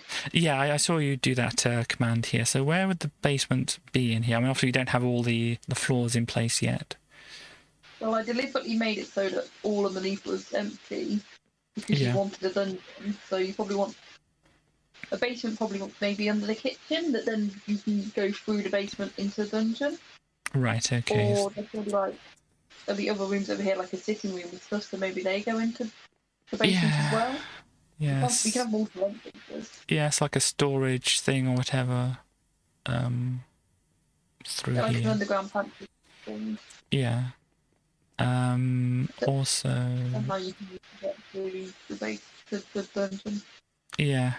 I was thinking as well, obviously, if we got an outside kind of thing, like maybe around the side for, like, how they have, like, delivery things. In pubs, I'm mostly thinking of where they have, like, the flappy hatches on the outside where things can go down, like the barrels and that. Yeah, that pretty much is only massively a pub thing. Townhouses have it, but we can put it in. Yeah. Or something like that. Maybe a little kind of like outdoor shed that goes down into a thing. Because we also have this back little courtyard area as well. Yeah, but I'm thinking that's probably going to want to be more of a garden than a shed area. It's a Yeah. mansion. Yeah. It's up to you, but Yeah, I think it definitely is going to like want to be more of like a got a big mouth. showpiece kind of thing. yeah. Is there anything we need to think about? So, I mean, obviously, you've felt the inspiration to do things between now and well, last time and now to do some more of the mansion stuff like that. Is there any more inspiration you need to do anything? I mean, any ideas are good, are useful. The more ideas I have, the more likely I am to do stuff. Because Yeah, and obviously there's no obligation to do things. But if you felt like doing something, do you think you have enough to work on? well, that's what I was just answering that question. As I just said, the more stuff that I have to do, the more likely I am to do stuff because I'm more like. If I get bored of one thing, I can easily move on to a different thing. Yeah. Whereas if I've only got one or two things to do, I'll just get bored of them and not do any of the things. Yeah. Well, I'm thinking we need some like trees definitely around our swampy area to kind of hide this mistiness we want to try and make with the glass. And I know obviously, did you like doing trees? I do like doing these. These are nearly as good as hills. Cool. So yes, you've got plenty of trees that you can do around here to make it high enough so that when you come in here, you can just kind of see the roof of this hut. But obviously, then we can put the glass kind of roof in to make it more of a foggy, misty kind of place in here. I'm just gonna head off now. Okay. But I'll see you later. Cool. Well, have a good time and such. Thank you. Good luck with your... Katie, you okay to fix things over here? Good to look at stuff, did you say? Huh? Cool. So, is it more inside the barn now? Yeah. Cool. So, inside. I'm back here. Oh, we got to... Oh, gosh. The housekeeper's journal. Have you filled that out? Yes, if you open it up and read it. Pop. Do I have it? I've gone into your survival inventory. I You've got to be careful with stuff like that on creative mode because it can sometimes destroy them. yeah, maybe I should go into other. What am I doing? Survival here. So if I pop this out here now, I should be able to read it without making it disappear. Ooh, what was this? Barely afford, or Ma can barely afford to make pottage. Here I am slicing. Bit me the... It isn't right. Sick of all the blood. Oh dear. There's a way to do like the garbled text, isn't there, in this? Not sure. I think there is. There's kind of, you can do like the animated text and stuff like that to make it all... I don't know if that's kind of the effect you're going after with that. I'm going to feel like it's a bit wrecked. Right. If you want to come around here, there's something for the possum lovers in the audience. Ooh, okay. Let me go back to the other game mode. Not survival. Creative. I can spell. Apparently there's... Apparently there's something for possum lovers around here. Yeah, can I just look over here? Over here it says... Chaos is a good Gotham. Oh dear. It's also a skull. Is a skull saying that? Maybe. I can make it so if you walk close to the skull, it says chaos is good. I'm just saying. That's that's going to be part of the decoration here. The sign probably isn't going to say. I'm going to make it so the skull says chaos is good. Okay. We also have this one that says hot dogs over here. You thinking about hot dogs? They are just hot dogs on the... Well, I'd say on the brain, but they're a Scully friend, aren't they? So I don't know. Hot dogs on the mind, Katie, I think you're looking for. On the mind. Like the Windows screensaver with the logo bouncing around, but it's just like a tiny hot dog bouncing around their skull. I think you Yes, have.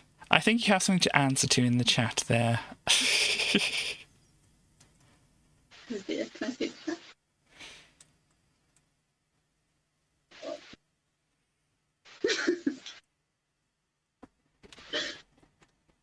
I love how you immediately go from Aldrich Blurred to wireless, I guess, so ferociously. Got him. Got chaos. Mm-hmm. You got thanks, bro. Oh dear. So yeah, I think we got good if there's things that can be added around here to make it more atmospheric and stuff like this, and we can hide things around here and such like this.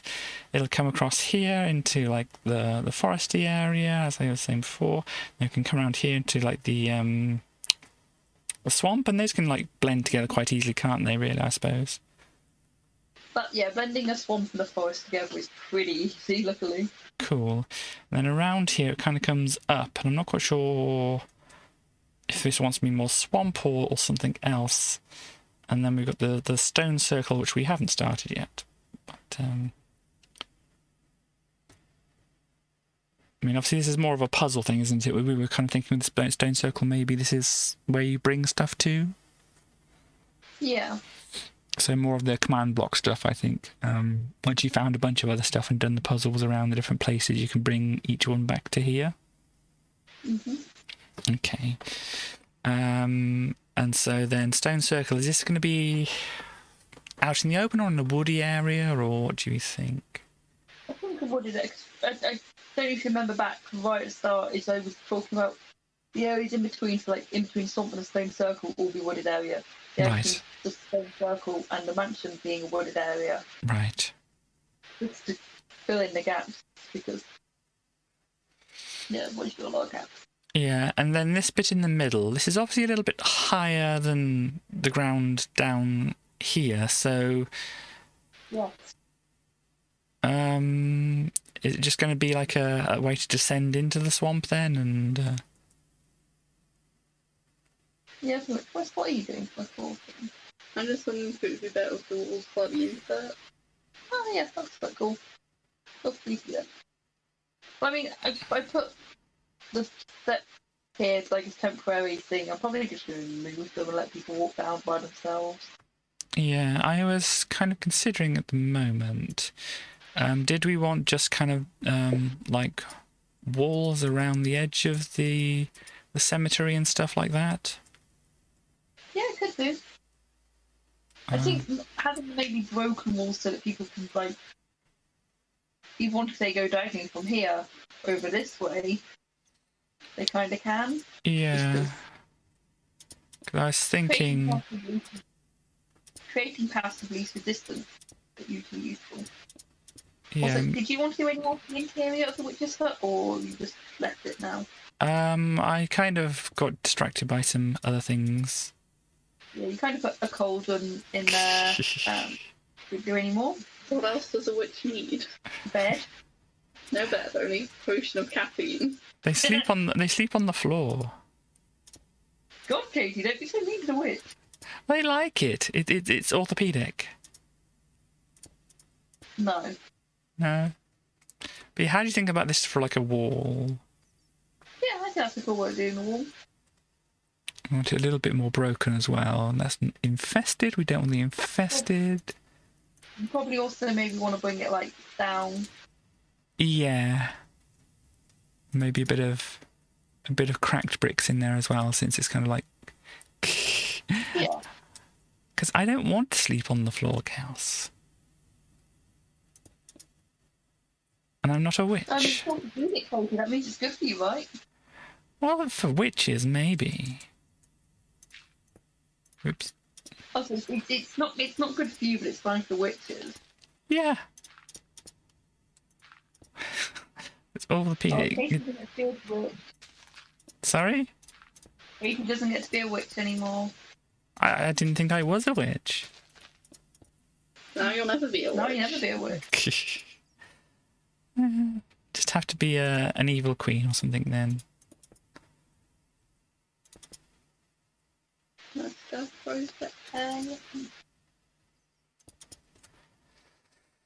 So yeah, a wall kind of like this around the Where edge are of you? the Where are you? cemetery and stuff. Yeah, I think that works quite well. And that can be built up and can be all around the rest of this higher up part.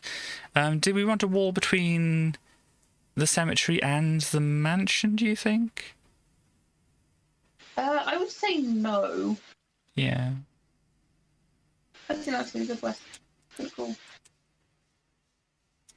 The shutter's don't next it right, but to be honest, you're not going to be able to tell from down here. Yeah. Oh, no, don't want it over there. Oh dear. Didn't break anything, don't worry about it. I can see the pathway from here, Katie. It's fine.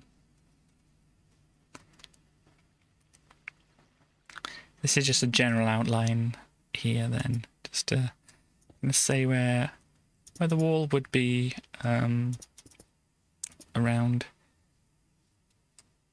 here. Maybe it can be tidied up a bit. But you think kind of like about to here? Does that look good? Yeah, I think that'll work well. Then obviously do it a bit more all like this part over here.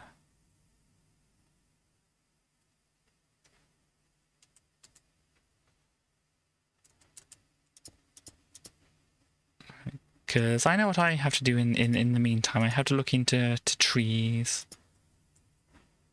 I mean, you can do more than just looking for trees, but yeah, one of the key things you want to do is looking. Yeah.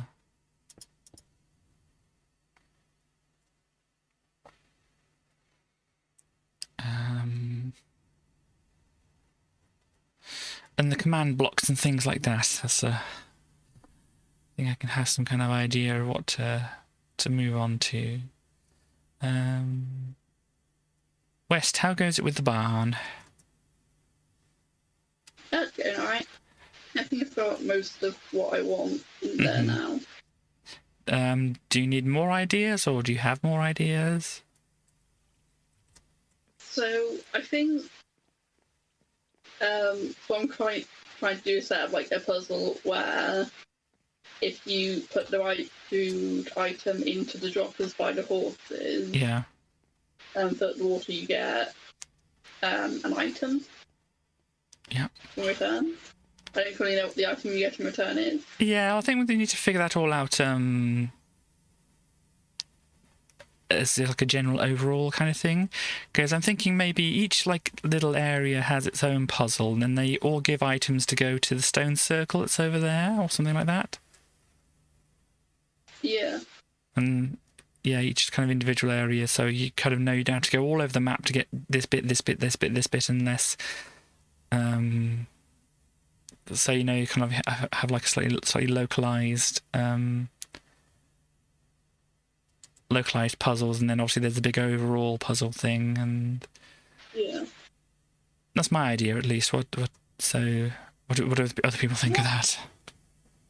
You'll have one main thing that you get from the swamp stuff, one main thing you get from the forest stuff, one main thing from the barn, one from the mansion, and one from the dungeon. So that'll be 5. So yeah, there's the crypt thing as well. There's going to be like different other things we can kind of work out. Yeah.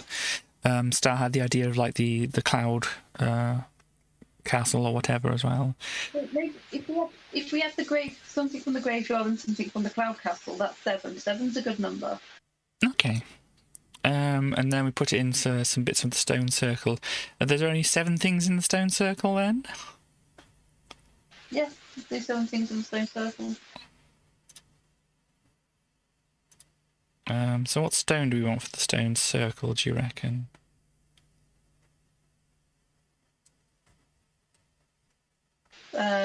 Doesn't make too much difference, I don't think. I'm kind of thinking maybe it can be, I don't know, maybe like that. lined up.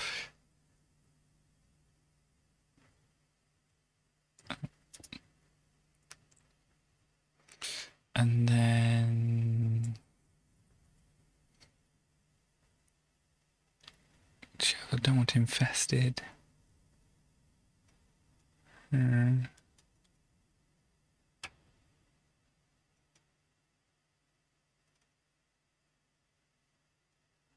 Not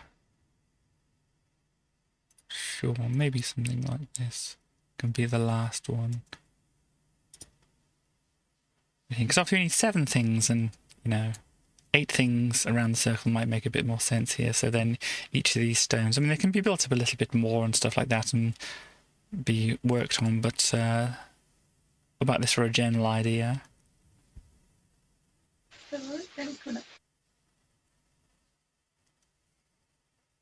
Yeah, that works. So yeah, obviously Or this we can be just- built up a little bit more or something. Yeah, well, as long as they've got somewhere to put icon frames on them, that's the main thing. Yeah. So yeah, maybe there's a bit more on top of these instead. Like, this is only me kind of trying to figure some things out. Maybe these don't look good, maybe they do, I don't know.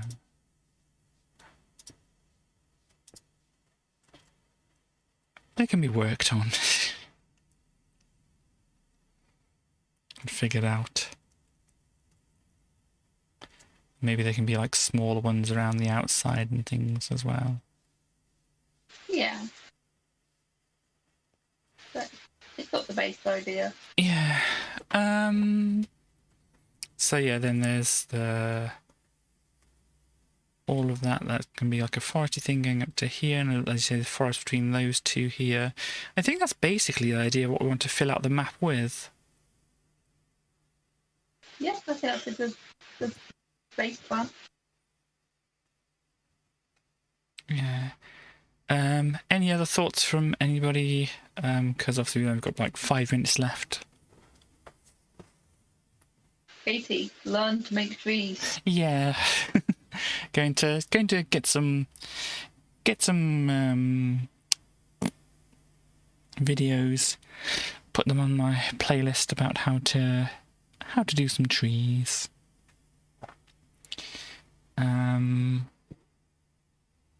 And so, Starly, you have some kind of idea what you can do in the middle of things if you want to work on some rooms in the mansion, or if you want to work on some trees or whatever. You've got an idea on some command block things. You've got plenty you can work on, and plenty of variety of things to work on.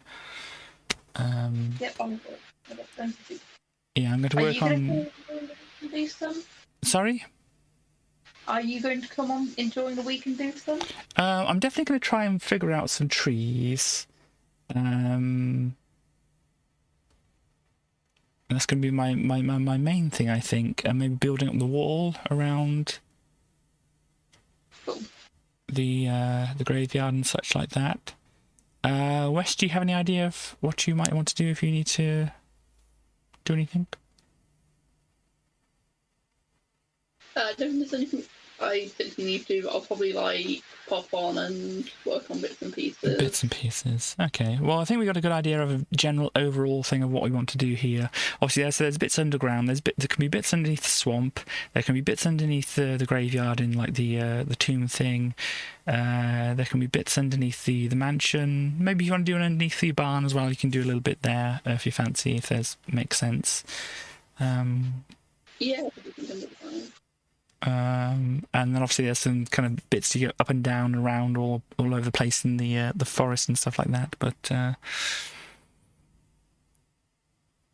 yeah, so there's that, I think. So yeah, as I said, I think that's all we need to think about. Anything else? Anybody else can think of? Not for now. I think we're all good. We've got a good place to work from and shove some new bits done by next week, and Yeah. then we can bits next week, like your tree area. Yeah, hopefully I'll be able to.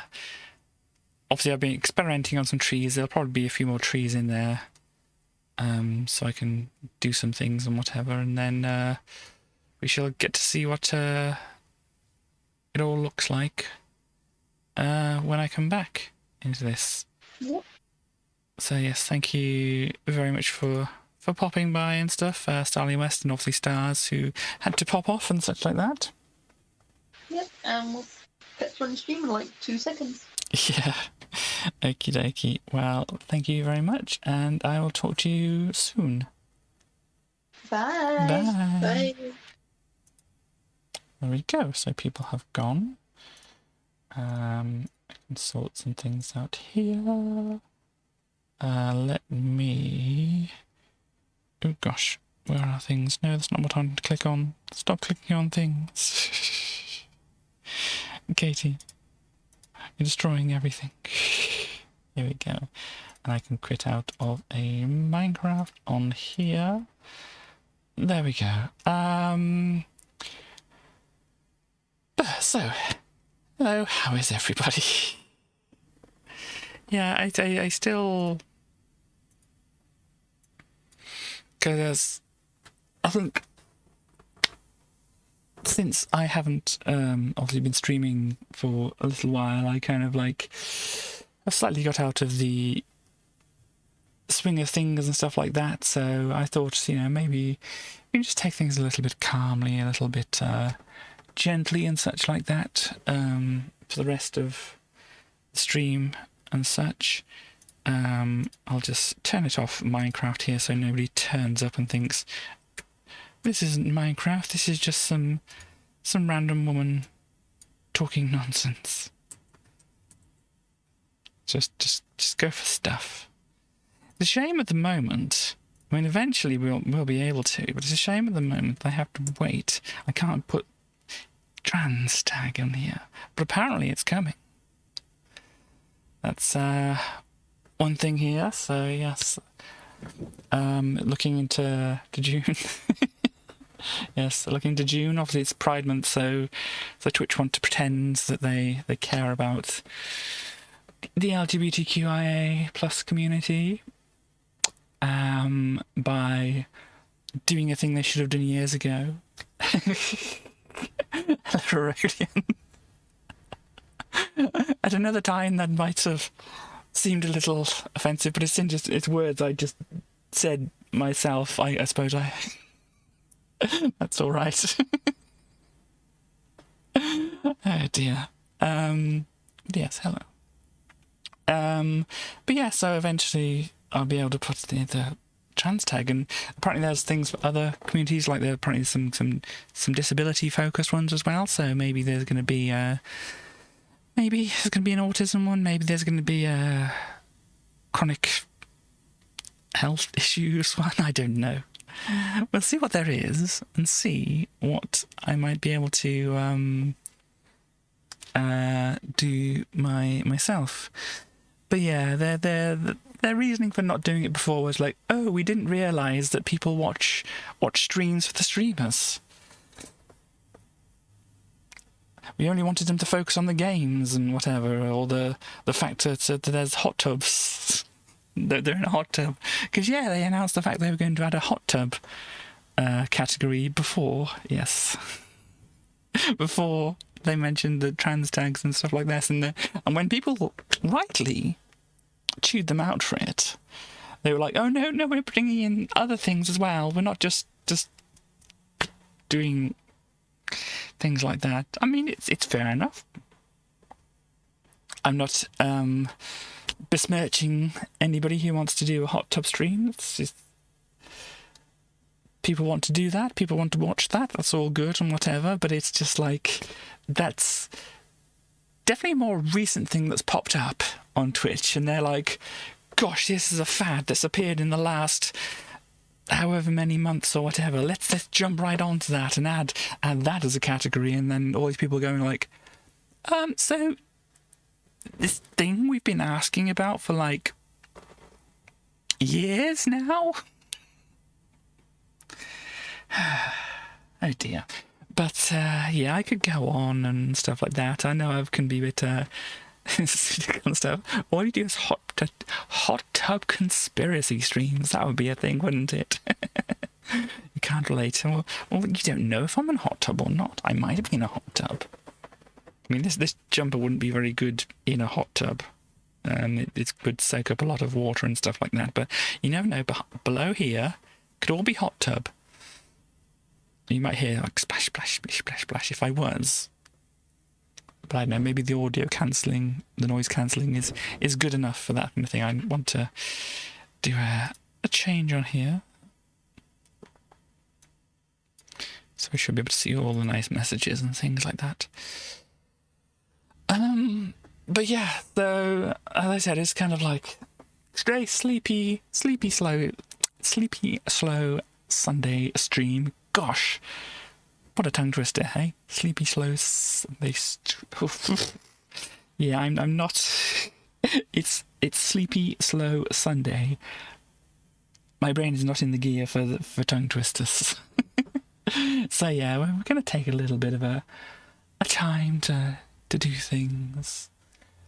I mean, since, you know, we're kind of mentioning that, you know, apparently people go to streams for personalities and stuff like that, then gosh, I suppose I have a personality, so if I want to sit and talk for a bit on whatever, then that's absolutely fine. If my brain is not in the right condition to do various things because I've had a couple of weeks off and I've been ill and recovering from a vaccine and stuff like that, then it's okay if I just, you know, just chill out and all that kind of stuff and don't necessarily jump into whatever the next thing is and all that kind of thing. Or hot tub time. Yeah, I mean, unfortunately, there's not a lot of room for a hot tub, even if I wanted one here, because, you know, this is solid thing here, solid thing over here, desk right in the front of me. Obviously, you can see there's these boxes right here. There's a little bit more room over here. But, yeah, it's about this amount of room over that way, and there's... You want a hot tub? Yes, I know. I'm aware you do indeed like hot tubs and stuff. So, I'm sure if you decided you wanted to do hot tub streams yourself, then I'm sure they would be popular. But obviously, each to their own. Whatever they want to do, nobody can be persuaded or forced into anything they do not wish to do and such like that. But obviously, as I said, no besmirching the people who wish to do hot tub streams, because, you know, there are plenty of people who are comfortable doing that. There are plenty of people who want to watch that. Broom cupboard, yes, exactly. I mean, that's kind of what we were going for with at one point, wasn't it, with the whole Tracy thing? Hi, I'm Ed the Duck, or Gordon the Gopher. Well, Gordon the Gopher did more of a squeak, didn't he? Let me try that.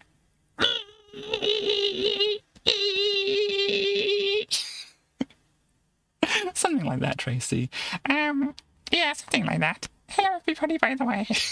Yes, so I was saying BBC Children's Programme. Yes, indeed. I mean, yeah, I think I did show some screenshots of that before for people who aren't aware of that kind of thing.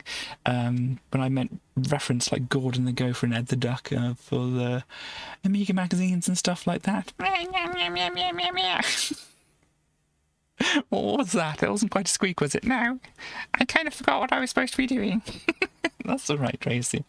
And Sly says she was once helping out at an event and the place had a giant hot tub. You could swim in it. Yeah, it's a very good place to have an event if you can just like chill out in a big hot tub and such like that.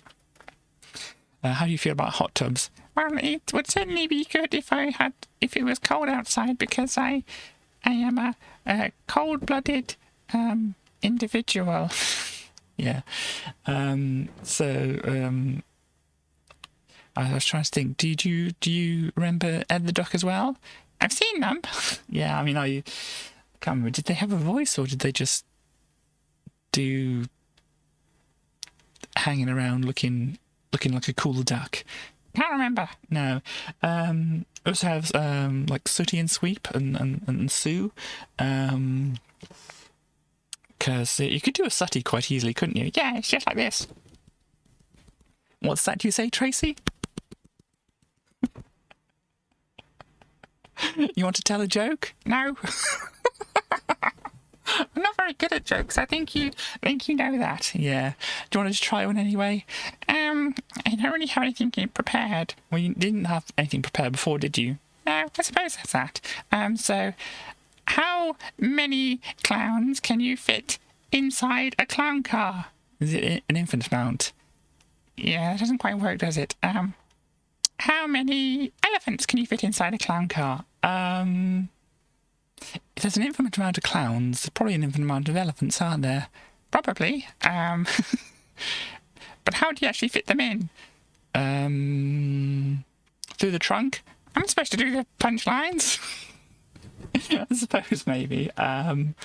So is that a good joke? Tracy's not convinced if that's a good joke or not. How many elephants can you get out of a clown car? Depends on how many they put in there, I suppose. Yeah. Starly suggests or has a joke, which is, what do you call a sleeping dinosaur? Tracy! It works on some level. It's kind of like an anti-joke, I suppose. Oh, you do have that, actually. That was a request from to ask you a question. I suppose I answered it. Oh, it's a dinosaur. That's a good one. Well done. But yeah, I suppose you did well at your anti-joke there. Yeah, I'm good at being anti. Yeah, just anti-establishment. Yeah. Heck the system. Oh gosh, yeah, as I say, Erodian is saying that they went out for a walk today. There are some beautiful wheat and cornfields nearby, so they took some photos, but sadly the pictures came out grainy. Yeah, so not the best thing. But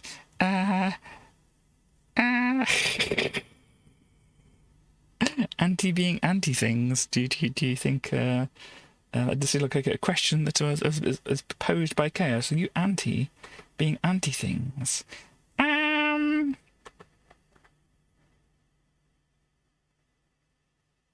Oh, joke. I get jokes.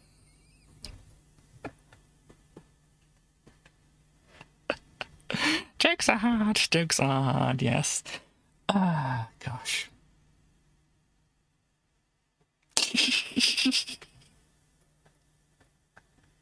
but I don't think we've got an answer to the question. Anti being anti things. Well, you can kind of go around and round in circles there with that, can't you? So it seems a little bit pointless. Because it depends. Yes, it depends. On what you're being anti. Because if you said that you were like anti-racism, that wouldn't be a good thing. So yeah, that's it. I wouldn't say that I was anti things because you could say anything. It's like I wouldn't say I was anti everything, even though I think I just did, didn't I? I think maybe you just did. Okay, maybe I'm not anti everything. I'm certainly pro-trans. Yes, certainly pro-trans and pro lots of other things which are respectful of people. Yeah, that's pro respecting people and them knowing themselves is a good thing. Yeah. We also have another question. It wasn't posed through the points, but we can ask it anyway. Yeah. Are you pro spooky? Very pro spooky. I'm not terribly spooky myself, but I like things being spooky. Yeah, I think that's basically it. Yeah, I mean, just to speak for myself, I think you could be, if you ever wanted to be, Tracy, you could be spooky, maybe.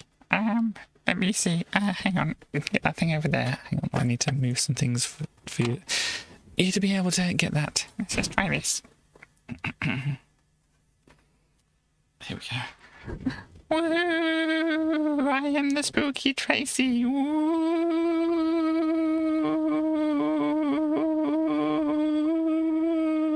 Did that work? Kind of worked. Yeah. I think this is pretty good because if you can't see eyes, then it's kind of spooky, isn't it? Kind of spooky. The purple kind of works and doesn't. So yeah. It's fairly good, especially if you go. Yeah, I think that works quite well. Do you want this off now? Yeah, I'm kind of getting warm under here. Okay, thought you were cold-blooded. I don't know how those things work. I think you got your little rough messed up a little bit there. Let me sort that out for you. Thank you very much. Literally cowering, yes. Ugh. Let me put this over here. Do you want to be a fancy, dapper lady with this? Yeah, that'd be cool. Which way around does it go? This way. I am a fancy dapper lady with my hat on. You still can't see anything, can you? No, not very easily. Let's see if that works a bit better there. I am fancy. I look more like a turtle or something now, don't I? Oh gosh, I'm going inside. Help! Help! Help! Help! You okay in there, Tracy? Yeah, actually not too bad. Hang on, let's... Yeah, so you can sit in the thing here. Yes, it's quite comfy. Go down here, and if I had any snacks, I could hide them in here. Like that. That'd be good. That'd be very good. Let me put the hat back over here. Gosh, can you help me with that? It's in there. There we go. We can put the things back over on the side here, so they're out the way. Yeah. Probably got hair and whatever over there. That's okay. Apparently you are a wicked cool turtle. Cool. Is that like the Teenage Mutant Ninja Turtles? Well, let's see. Are you teenage? I don't think so.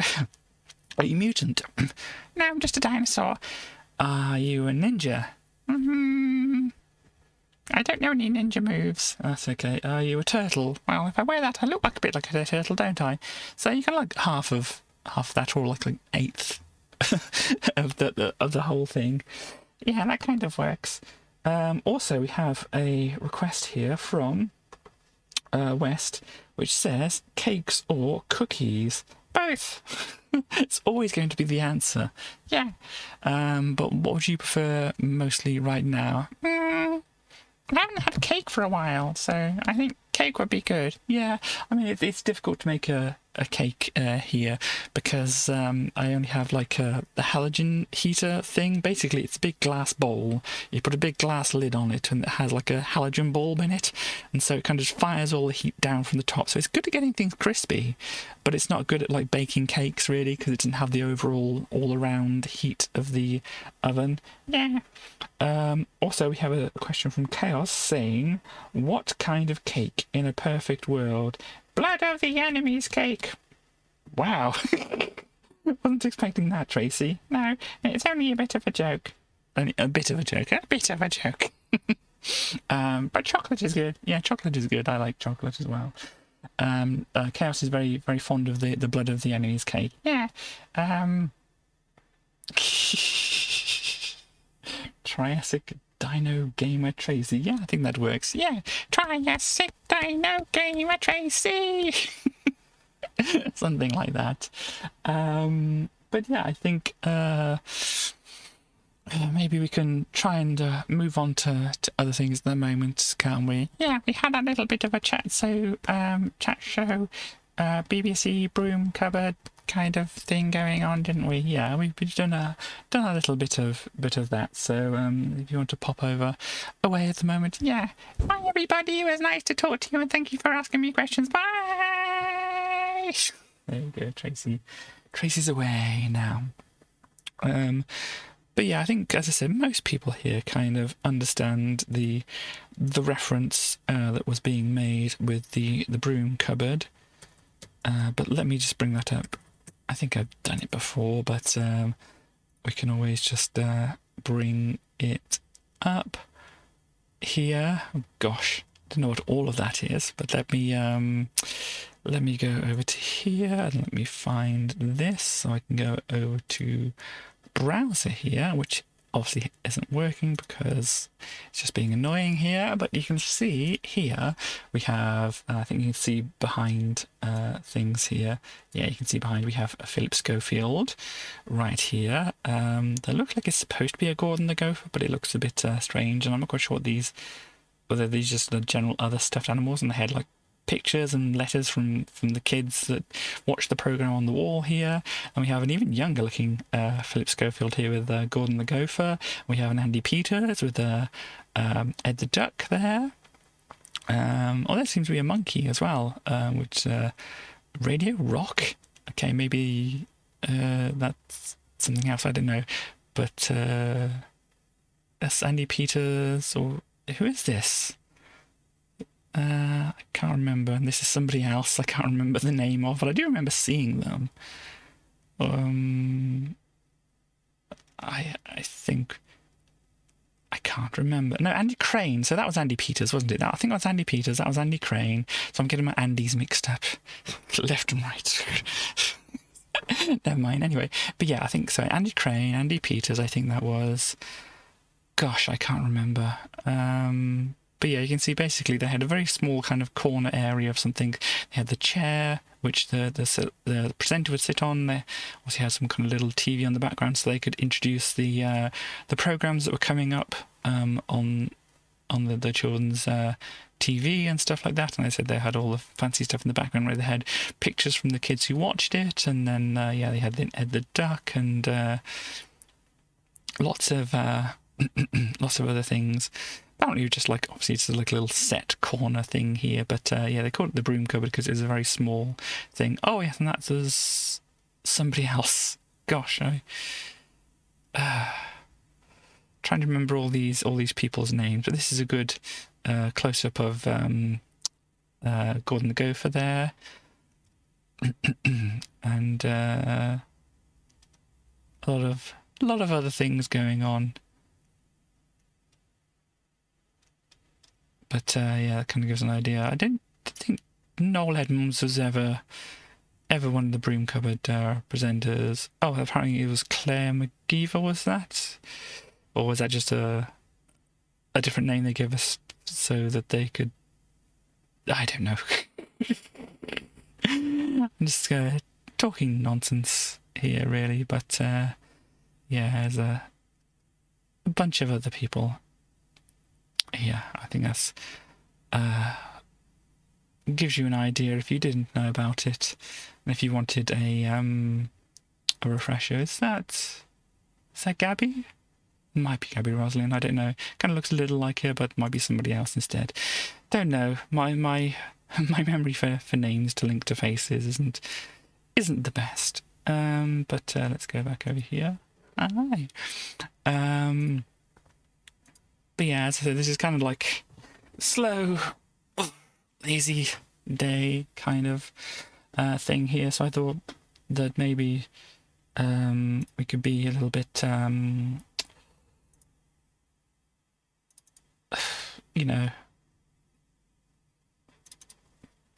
and lazy or whatever by looking over some of the more of the... When I've got my things in place here, I can get this over to this, which isn't going to show up because, of course, I need to set it up correctly here. Here we go. I can look at more of these. Amiga Power, because we've got a few to get through. There's just a little over 60 of these magazines to get through, so if we can look through a few of them here and there and whatever, then we can do so. This is issue 7, as you can see here, November of 1991. Let me actually sort out the page view as well for this so it works properly. So yeah, I mean, as I kind of was saying last time as well, I kind of like at least with the learning to Kaizo hack things that I was doing. It's like I kind of like, I don't know, just didn't feel like my inspiration to carry on doing that was there at the moment. But as I said, there might be another one that I want to actually go on to do like a proper not learning hack. But as I said, I got my stuff set up to do like on the Wednesday. It's like the Amiga magazines, and then it was the Mario stuff, and then on the Friday it was just the general main game things and whatever, and then the Mario, and then the Sunday I put down as the Minecraft, and then just miscellaneous stuff.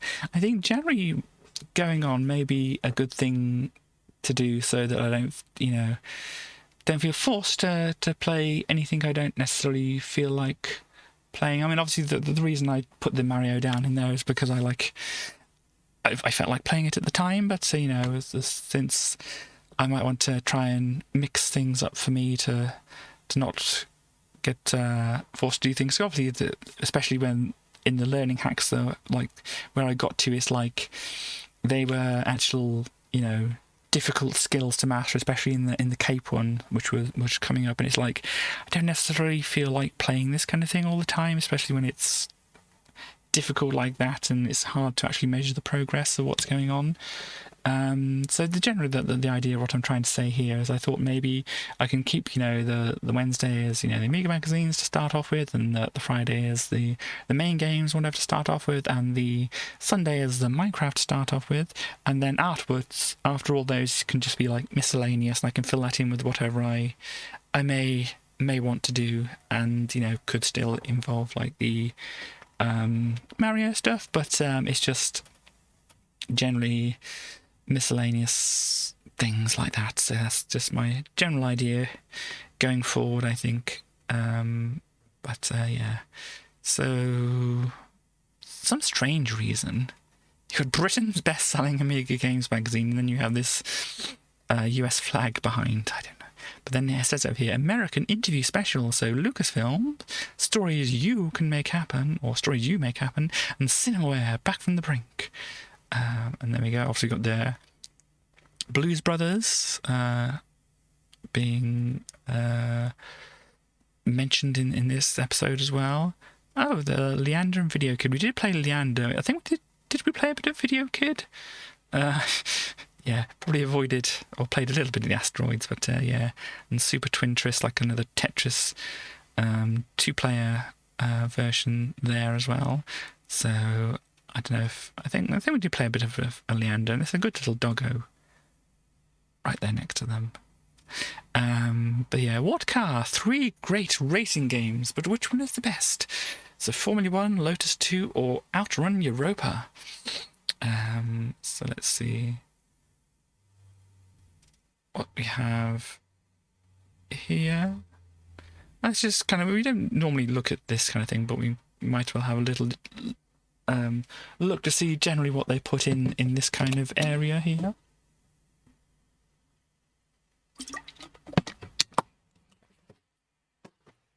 So we've got one sunny day deep in the heart of the fairy kingdom, as the fluffy bunny rabbits frolicked in the glade and the little birdies twittered happily in the branches of the magic Smarties tree, a terrible, terrible sound was heard. Gerald Sick was force-feeding bricks to Billy the Badger. Poor Billy, exclaimed passing Sammy Squirrel to Beryl Hedgehog. Whatever can be the reason for all this horrid and senseless brutality? Well, said Beryl, Gerald's really upset with Billy because he forgot to go to the shops and get Gerald's copy of Amiga Power issue 7. He's extra angry because he really had his heart set on playing some of the particularly fab and groovy demos and PD games which are on the cover disc this month. My word, I still don't think that's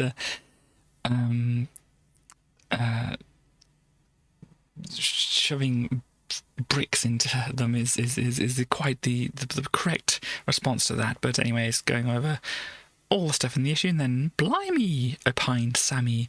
I'm not surprised Gerald's a touch miffed. Mind you, it still seems a bit harsh, I would agree. What with the bricks and all?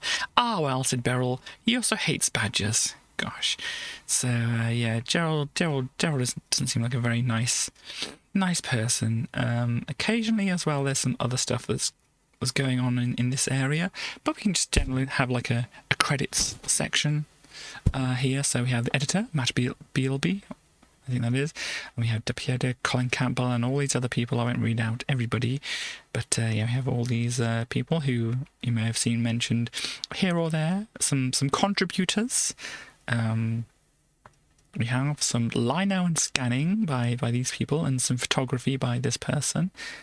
Yeah, Amiga Power, this is where you send things through to. If you want to ask about subscriptions, you send things through to that. Thanks to Vincent at Titus and the world's car insurance companies. It's some of the Basts. Gosh, oh dear, this is tiny. Competition winners. At the time of writing, we hadn't too many entries to the famous people who look like members of the Amiga Power Team Compo, so I'll keep it open for another month. Remember, make them funny. I don't remember that being a thing. Oh, maybe it's in the side thing of all these things. So very, very small writing, as you can see. Does the tiny writing at the side of the magazine here. But apparently they've got this here. So this month's compo. Not quite sure if we're going to get any entries for this one, but here we go. What we want are pictures of naked people. Really? Wow. We don't get how you get them or who they are. You can clip them from magazines, take pictures of your own. Wow. Draw them anything. My word. Wow. Wow.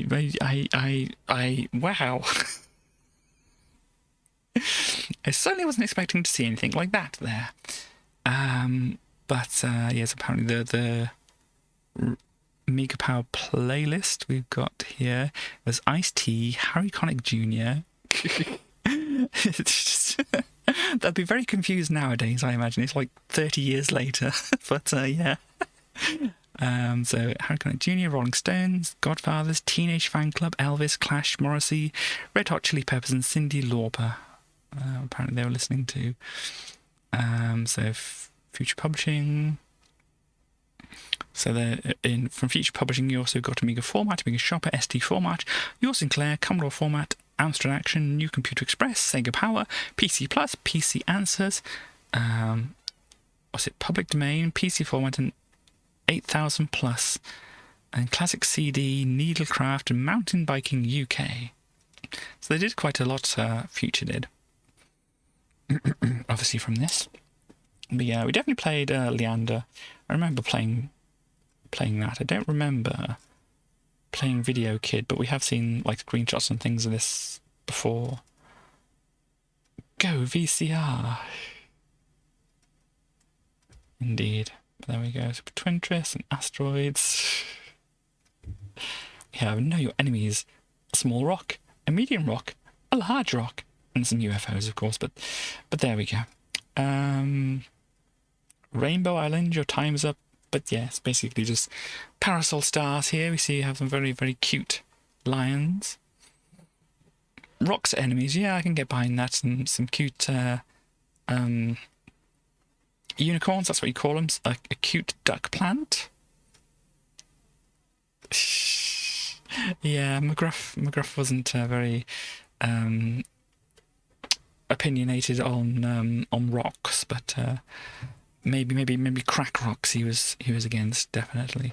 But yeah, you're also fighting against instruments and things like that. But the basic idea, you had your parasol, you could put it up above you or in front of you like this.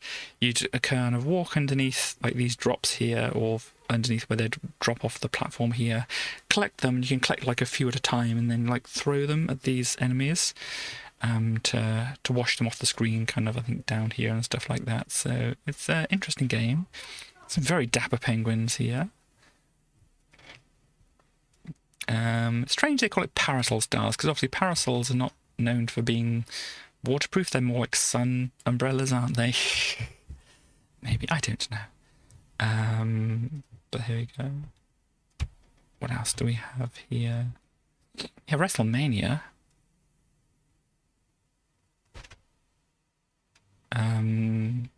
So that's probably Hulk Hogan. It looks Hulk Hogan-y. That is another man in spandex or something like that. I don't know. But apparently you have not Sting and Sid Vicious. Oh, not singers. Okay, so Sting and Sid Vicious were apparently other wrestlers. I don't know. I don't know wrestling. Yeah, we've seen like Fuzzball before, I think. Myth, RPG, Frenzy. What is this thing over here? It looks very, very complicated. I've got some like bombs and some feet poking up from some kind of fuzzy thing here. The Brainies, it's called, apparently. And we have another racing car game. Is that a tank? Are they racing a tank? Crossover between cricket and wrestling? Well, yeah, that wouldn't be very good for the wrestlers, really, would it? I mean, obviously they pick up chairs and other things to whack each other with, but you can imagine them whacking each other with a cricket bat. That'd be quite a thing. But this does seem to be they racing against a tank, or is that kind of a truck, but an odd angle? Yeah, it'd be interesting, certainly. But yeah, I don't know what kind of car this is, but maybe it's was it the Ferrari, the Porsche, or whatever else was said by stars will be in this thing. Yeah, Desert Storm, you can kind of imagine what kind of thing that is there. Another soccer thing, apparently it's not a good game. Whatever, another flying sim here. But what's interested me over this side, we got the Neighbours, we got a Neighbours game. Round the Bend scares you. Yes, Round the Bend. Did you ever see the television programme? Because, yeah, that was a thing. It was set in a sewer, I think. And so obviously you had the crocodile and mice, I think, maybe. But yeah, there were puppets. Yeah, it was a interesting thing if you haven't seen it before. But there's very good likenesses of the characters here. Yeah, they were puppets, but yeah, this is not actually. I mean, they may look frightening, but the puppets kind of did look a bit frightening. Actually, let me flick off here so I Google or whatever doesn't dox me. How likely am I to recommend Microsoft Edge to a friend or colleague? Not at all. Let's go over here. What are we looking at? Round the Bend TV. This should. Oh, I'm binging it now, am I? Fine, let's bing it. But let me see, did it say any other stuff? But no, that's okay. I just recommended it, did I? Oh dear, I kind of forgot that. But here we go. This is Around the Bend. You can see if we click on this, these are basically the puppets which were shown here. For some reason there's Muppets on the side here. Don't know why. But let's get rid of this. But yeah, this is like they had a little cartoon intro sequence, and yeah, I did like little parody things and whatever, and looks better as puppets. I can imagine, yeah. But other things are going on here which are not to do with the puppets, but yeah, they had like this part of the intro sequence. I think there's like supposed to be like a comic thing, and yeah, there's a toilet with the alligator's hand poking out of it over there. Apparently somebody screaming outside. Fine. But yeah, so this is the general look of the puppets and things like that. It definitely fascinates you. Yeah, well, you can probably find things on YouTube and such like that there. But let me go back to this. Here we go. So, there we go. There's that, and there's a game as well. Oh, that's another thing. This is okay. Katie, you can add this to your list of TV and film tie-ins and things like that. You had Round the Bend, and obviously this Neighbours game as well, which I don't know if I've noted that down myself. What is this?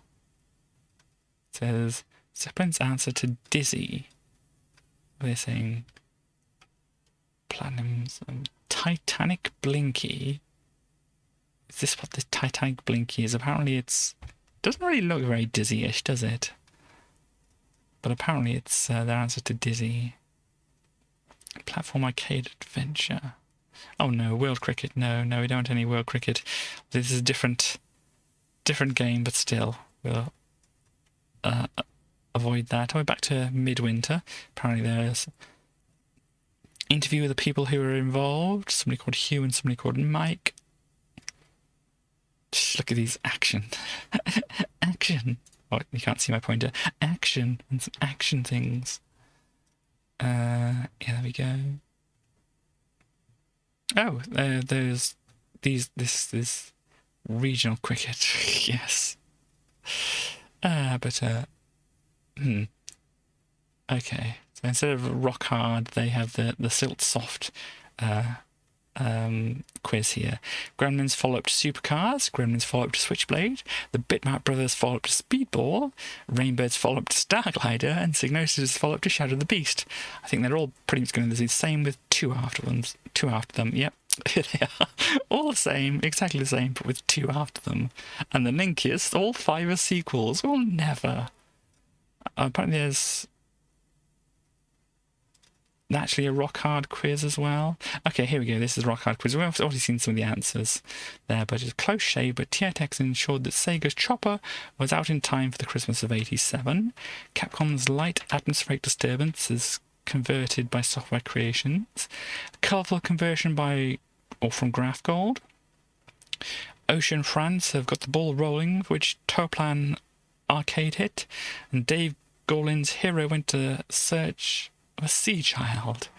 I already saw that was Rainbow Islands. Not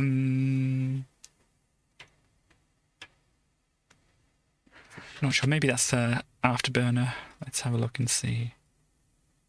No, where is it? Thunderblade. Okay. LED Storm apparently. Yeah, Rainbow Islands, Snow Bros and Typhoon Thompson. So Snow Bros is this one. Got the ball rolling, for which Toplan arcade hit. Yeah, I remember Snow Brothers being a pretty good thing. Ooh, look at this. Psygnosis Shocker. Roger Dean style art makes it off the packaging and into the game. What's this? Orc. Yeah, I've seen Orc a bit. It's yeah, very much that kind of style in a way. What we've got here. What's this? Fire Force. Yeah, it's kind of like a side-scrolling knife 'em up, greener, more organic killing thing. Yes. Where else are we? Yeah, we've seen those kind of things before. Gotta be kidding. It's fascinating to see Kid Clothes making a chart entry as a budget re-release, especially as the whole game was given away on Amiga Power's cover disk just 6 months ago. Yes. Well, if people don't know about it, and if the back issues aren't available, or if people just want to give money to the developers, I mean, plenty of things go on sale nowadays and people still buy things for full price, I'm sure. What is this? Ninja Rabbits. Oh, they do look kind of like rabbits, don't they? You can see the ears coming up here. Apparently there's Ninja Rabbits. Super Space Invaders. My, they really get you in the face with that, don't they? So yeah, it's definitely different from the usual Space Invaders here. This is more standard, but probably a bit different. And yeah, that's definitely different there. Kind of interesting. But yeah, Spot again. Formula 1 Grand Prix. All 16 World Championship circuits are featured, each one accurately modelled on its real counterpart. So what are they? Felix, Arizona. Did they spell that wrong? I can't quite tell. the pixelization doesn't make it easy. I think they spelled it right. But yeah, Phoenix, Alexandria, Spa, Francorchamps. Okay, somewhere in Belgium. Monaco, I have heard of. Interlagos, Brazilian. Hockenheim in Germany. Mexico. Just Mexico. Was it Magny Core? French. Monza in Italy. Imola in Italy again. Estoril in Portugal. Montreal in Canada. Silverstone, of course, in the UK. Hungaroring. Hungary Circuit, yeah, Hungaroring, I guess that would be. Jerez in Spanish, or Spain. Suzuka in Japan. Adelaide in Australia. So I also wonder, when looking at these circuits, whether these have changed over time. You know, I'm not really going to look into them too deeply myself, but, you know, it's like, you know, maybe they find like a certain bend was a bit dangerous and stuff like that, so they adapted it, or they had to change the layout. Yeah, change is scary. And obviously there's probably different tracks nowadays. Since this was like 30 years ago, there's probably different courses. I mean, probably Silverstone is still going to be in there. But yeah, I don't know. Anyhow. Gosh, look at this presenter here. You found yourself drowning in adrenaline. Oh dear. Because of the change. Up here, so here's some close-ups of the course here. Got Washington Street, I don't know. Hello Mum, there's no time to wave to the trackside camera as I come out of that right angle bend. They're like cleaning the screen and everything, and they've got the pit crew here. So there you go. Hudson Hawk, yeah, it's another one to write down. I don't know, have I written this down in my thing? I can add it later. But yes, apparently this is Bruce Willis right here. On the Vatican roof, apparently. Oh gosh, Bruce looking a bit wide-eyed there. Some other stuff going on around here. Is that a rhino? The game takes a little artistic license with the movie plot. I don't remember the rhino in the library section myself. Bruce Willis knows about giants. Oh no, he's gone to find the giants at the Vatican, and there is somebody, a nun it looks like, parachuting in to stop him. Ah dear, there we go. Going to find Bruce, oh dear. You have the Mega Twins here. Apparently they're skeletons who fight against each other. No, wait, they're babies. No, wait, they're the... I don't know what's going on. That's a pretty good two-headed dinosaur turtle? Dragon? Whatever. But there we go. You got your Lotus Turbo Challenge 2, so you got some more Lotus vehicles here. They all look like the same vehicle to me.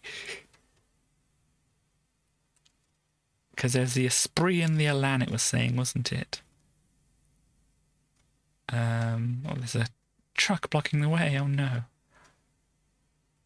But oh gosh, can I do zoomings properly? Because like this car looks kind of similar to that car. They all look very similar to me. Ah dear. Here we go, the differences, here it goes. In Lotus 1 you got to drive the ultra-fast Lotus Esprit Turbo. In Lotus 2 you get the Esprit plus the new Lotus Elan.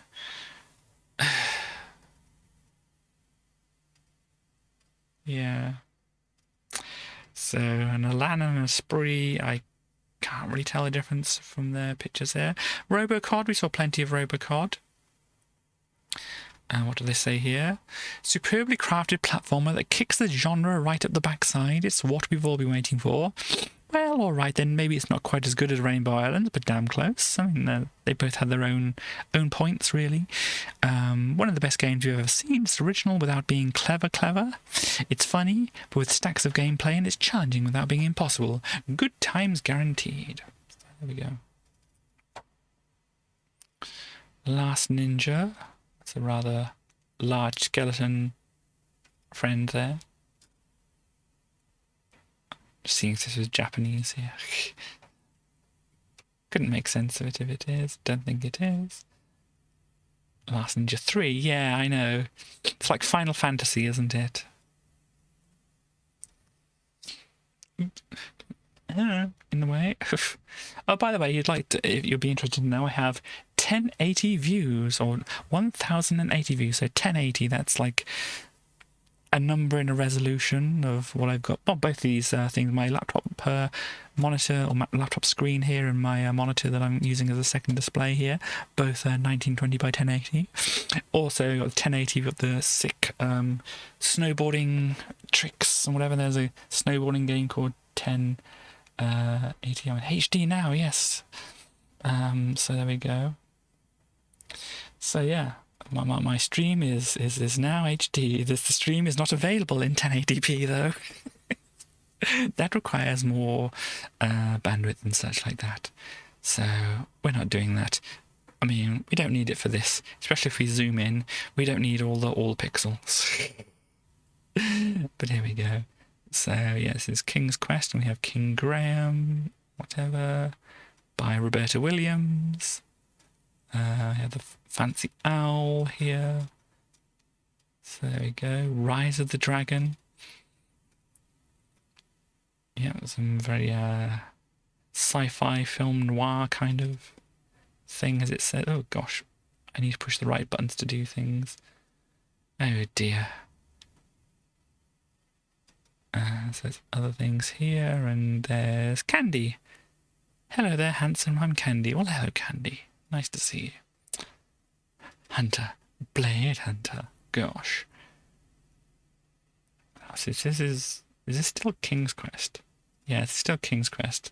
And then Rise of the Dragon. They've done this really very weirdly, hasn't they? They could have done like... Because they've got like a page and a half for King's Quest, and then like a page and a half for Rise of the Dragon, but they've kind of split it up like this. Yes. My name is Ninja. Chaos Ninja, whatever, yeah. MiG-29M Super Fulcrum. You know how I like my flight sims. So here we go. Got some flighting and simming going on here. Oh, your Hunter Blade Hunter. Oh, sorry about that. This sort of thing is the Baywatch of computer games. Interesting. Outrun Europa. Apparently you can drive motorbikes, I think, there. And boats and other cars. Not just, I mean, I don't think this is the usual cars, but I can't actually see what they are.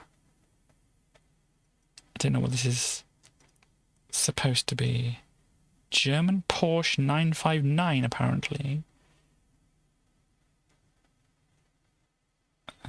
Some Peugeot 205s around here, apparently.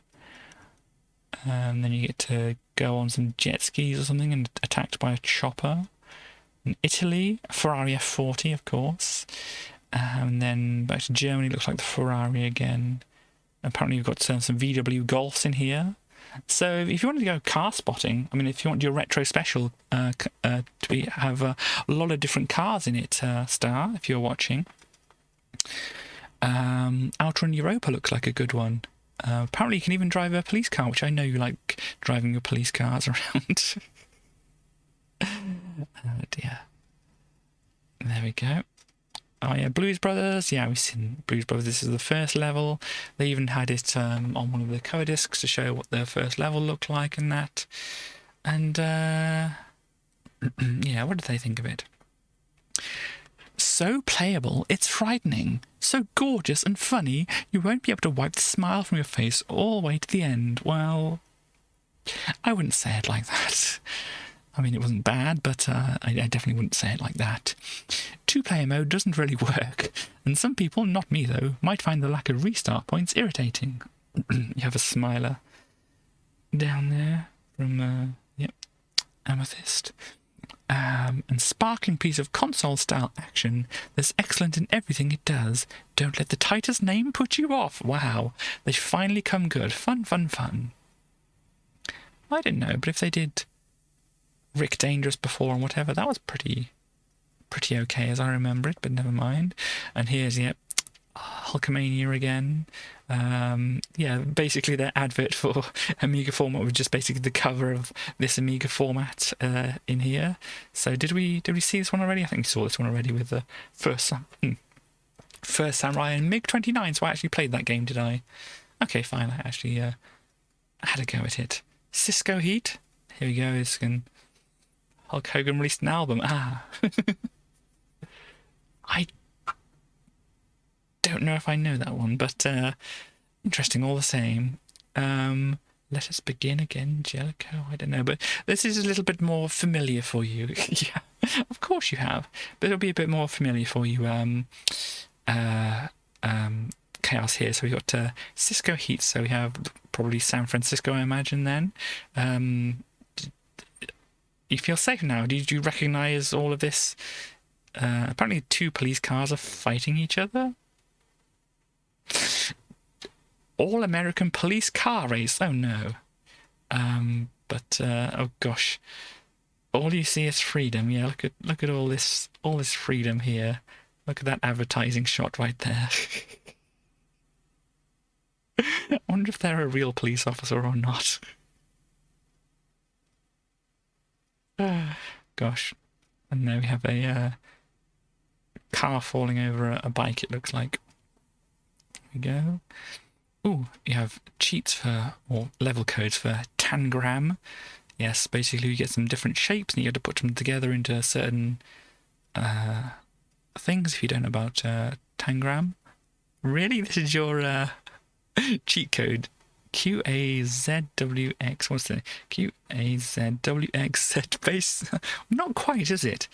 So you're going down the first row. QAZWX, then missing the middle. EDRFV. That looks annoying to type in, doesn't it? And apparently, while you're doing this, your opponent falls over and dies. Some of these cheat codes, I'm not sure if they're legitimate or not. Apparently, you type "let me in" to win this one.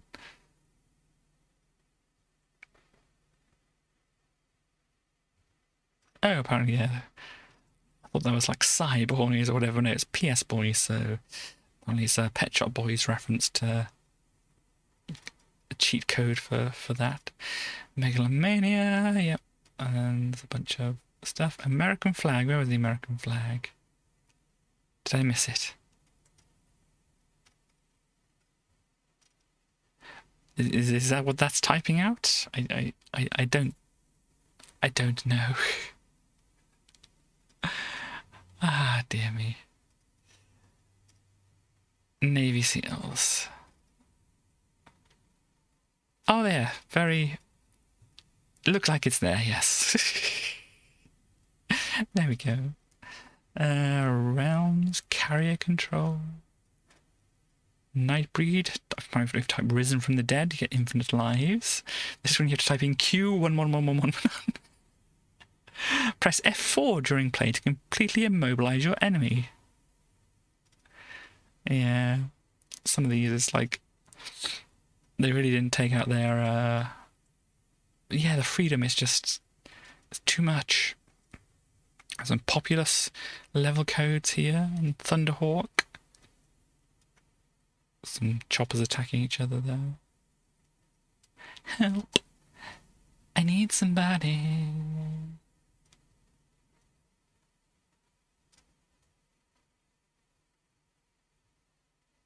Yeah, this is basically people saying, how do we do this, that, or the other? Please, can you send in any idea of how to do this? Oh, here we go. Outrun Europa. This is advert for more action, more power, more excitement. We have an Eiffel Tower. We have a is it Elizabeth Tower, which has the Big Ben bell in it. Leaning Tower of Pisa. And we have a Colosseum. I think that would be, wouldn't it? You can run faster than Europe. Wow. Could you run faster than all these cars and this bike and jet ski and boat? But yeah, I don't know what cars that is. That's probably a Ferrari. It looks like it has a Ferrari badge on it. These other ones, though, I'm not sure what badge that is. And this one looks like it has a little like figure on it as well. So, but yeah, a bunch of fast cars there. The power, yeah. Look at this. You can have £179. Wow, complete colour solution. What does it actually include? Images can be grabbed from either colour video camera, home VCR, or in fact any still video source. Wow. So yes, kind of like a add-on thing. Interesting. Yeah. Actual unretouched digitized screenshot. Yeah. Like, what? Who, me? There we go. The other magazine Stuart Campbell writes for. Oh dear. Greatest show on Earth. Was this the World of Commodore? And here it was. Gosh. It's not easy to see. Scanning's not so good. What was this? Holland Park, does that say?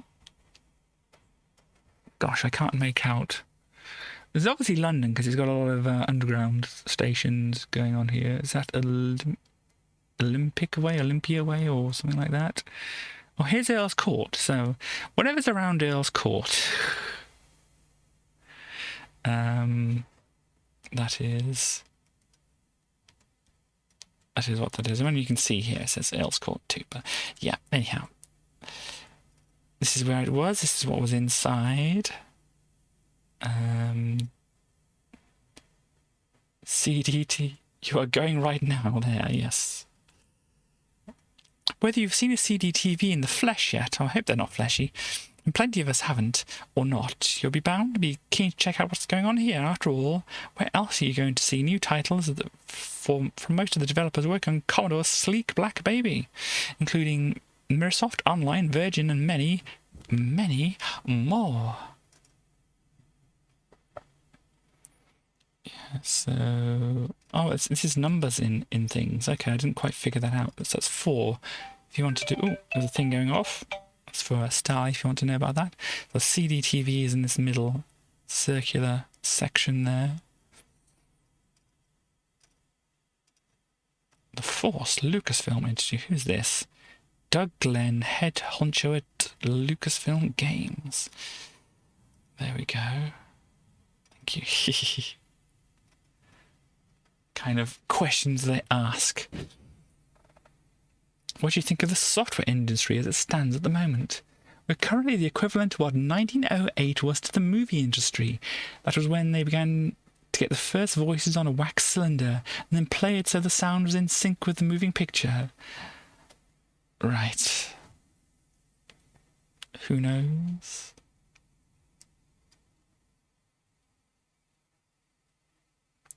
Imagine it was 30 years of movies before anyone invented the zoom. My feeling is that there will be quite a while yet before computer games really come into their own, and won't really start to happen until we're using CD properly. Yeah. What games are you working on? What's the main difference to having text on screen and spoken voices?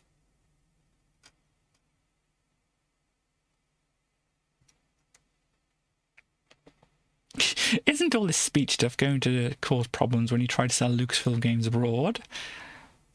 We actually sell more in the UK and Europe than we do in the States. It's a bigger market.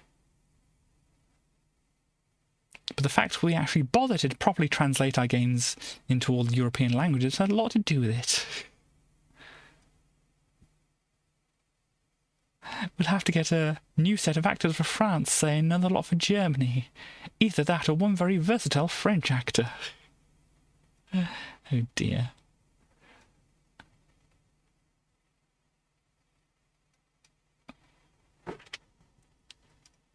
Let's say, going on to the next one. Is there anyone else you think is doing interesting work in this field?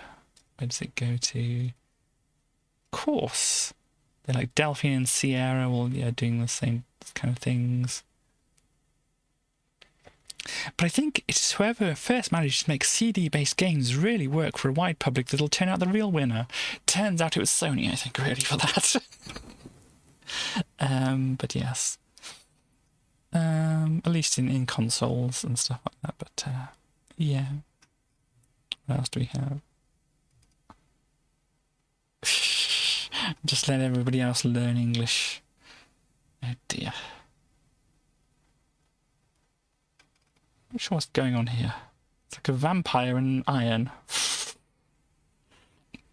And Berwick in English. Well, now you're talking fighting words there. So this is people who work for Lucasfilm, apparently. We have Director of Sales, Director of Business, International Coordinator, Director of Development, Project Leader, Creative Director, and a Director of Marketing. Any programmers? Perhaps? No, all the sales people. Really? Fine.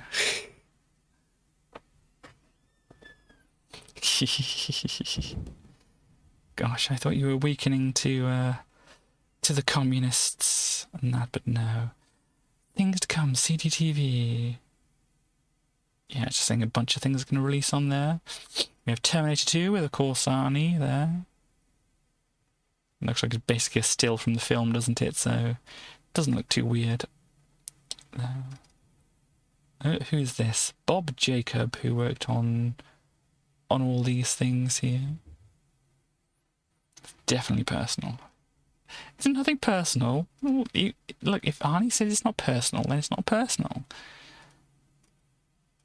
I'm sure he would let you know if it was personal. He'd be very direct about it. Yep, Rolling Ronnie here. Oh, 50. They didn't like Rolling Ronnie. Hollow platform with some neat twists, but not enough of them to make it that much fun. Very, very average. Oh dear. What else do we have? What is Altered Destiny? Not sure. Awesome! Look at that fantastic, huge font. A little hand-drawn font, it might be. Win an Amiga 500, 20 meg hard disk, and a massive 37-inch TV monitor. Look at that massive monitor. You would not do that. You.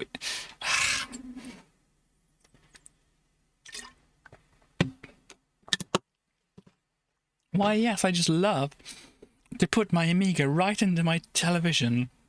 So I have to sit on the floor to play and then move the little glass door out the way to actually use the keyboard at all or put a disc in or whatever. Even though, like, the joystick thing would go into the side here. Apparently that's how it's done. And yeah, you definitely get a very good field of view if you do that. But yeah, look at that. Look at that good CRT there. Win this gruesome predator mask. Yeah, obviously he's much more knowledgeable about this whole thing. This will give your Amiga gigantic games graphics. Gosh, I've always wanted gigantic games graphics. You can use it as a normal stereo TV too. Wow. Amazing. But look at this predator mask. If you ever wanted to look like a pizza fell on you and you're screaming because it's hot, this is the mask for you. This looks pretty cool. Wow, this is your aesthetic, I think, House. Not the worst, but not the best, yeah. I think this is your aesthetic. right here. Skull Rider on Skull Dragon. There. And there's the puzzle game called Boston Bomb Club, where you direct bombs around things here, and there's just people on the side looking on. Look like the X. Which X? Yeah. Exact math they used in Alien vs Predator. Wow. Oh dear. Yeah, I don't think I've seen that. Don't know, but anyway, yeah, you have people around the side. There's stuff happening here. I don't really know. I think I only played a bit of a demo once for this. So there we go. Hero Quest: Return of the Witch Lord. Wild Wheels. Congratulations, you won the match. And this is interesting. Brain Blasters, oh dear. Oh, by Ubisoft. Oh dear. Brain Blasters even has a 2-player mode for twice the boredom. So, oh, 32. Oof. Oof. Oh gosh. Try memorizing the phone book instead of buying this. You'll get much the same experience for far less money. Oh dear. Oh dear, oh dear. But there we go. If you want a pit fighter, ultra-violent, ultra-realistic fight action. It seems so, yes. But yeah, here's your ultra-realistic pit fighting action going on here. With strong person called Ty, apparently.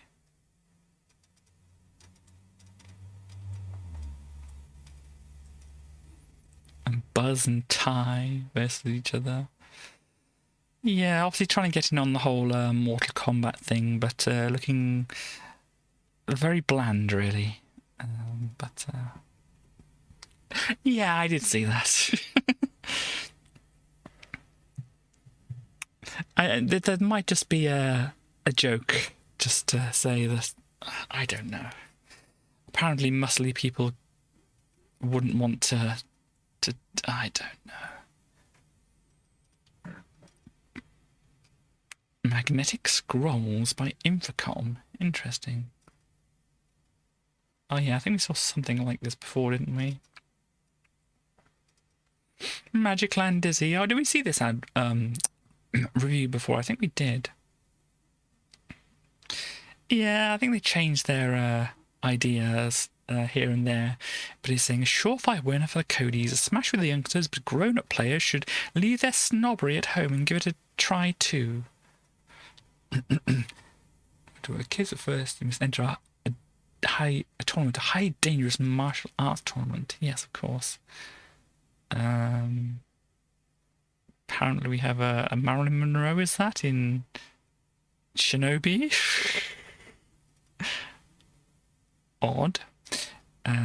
Super Sim Pack, so you have tennis, some football, car racing, and Airborne Rangers. I don't know if that's very simish, but anyway.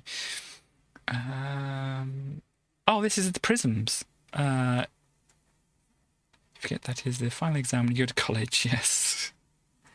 But you remember the Prism thing last time, where they had the little box thing of all the, cheap $2.99 releases, which they could sit on a counter or something like that.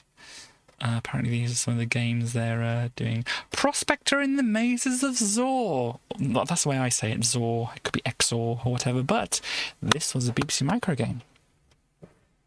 It looks a little different here, but yeah, that's one which probably will have a look at some point in the future. I mean, I know I'm very, very kind of focused on Amiga stuff at the moment, but I do want to do other stuff as well. I kind of slightly have been neglecting other systems and stuff like that, but I started with the Amiga stuff, and then it's like, it seems to be the way I'm going, so Star Goose. Indeed, there is something called Star Goose. But yes, Zor or Exor, but I normally say Zor. But yeah, it was a BBC micro game, which it looks like they've just translated over to the Amiga there. Here's Star Goose. Yeah. Oh, Archipelagos. Remember that? Obviously given away on a cover disc, so you know, it being in a $2.99 bin is understandable. Star Ray, Bad Company, Star Blaze. Yeah, they had maybe some decent games amongst all those, but yeah, some PD games. So I think we saw some of these, didn't we? Like Jumper and Scramble. Did we see Scramble? Don't know if we saw Scramble or not. Yeah, very inventive. Yeah, best PD game ever, Asteroids. Not so sure on that myself. Go Luli. Oh, Shoot 'em up construction kit. So yeah, we played a few on some of the cover discs before, some of the Shoot 'em up construction kit ones, but yes, there's another one of those. Just got some ducks and another thing. This is an Amos game here, Crystal Caverns. Hello, scramble egg please. Destination Moonbase. What is this? Trip bin. Gosh. Oh gosh, look at this. The unstrategy of Trip bin. I don't know quite what's going on there. But, Dizzy Lizzy. Oh, I've seen this. Recognise these rather jolly graphics anyway. And yes, it does look like it's been, yeah, Bomboozle. Here we go. Hang on a minute. Haven't I seen this before somewhere? It can't be. It's Bomboozle. Oh no, panic. But wait, it's not actually the Amiga Power staff's favourite puzzle game ever. Oomph Oomph Eep by Gary Penn, apparently. At all but a PD Balderdash kind of thing, which for some reason best known to the programmer has borrowed most of the graphics from the 2D version of Tony Crowther's classic of Bomb Diffusion. Okay, so they've borrowed the graphics. So did you. Yeah, a lot of borrowing for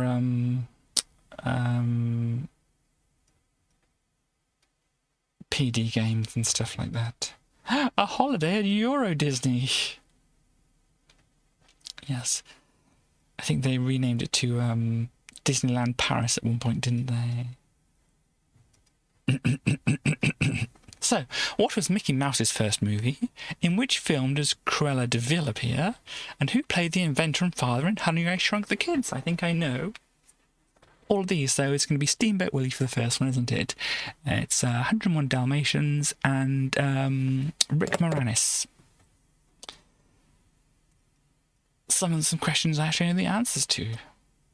Okay, compo winners. Oh, yes, who killed Gary Penn? They didn't mention it in the last one, but here we go. This was some answers to some questions.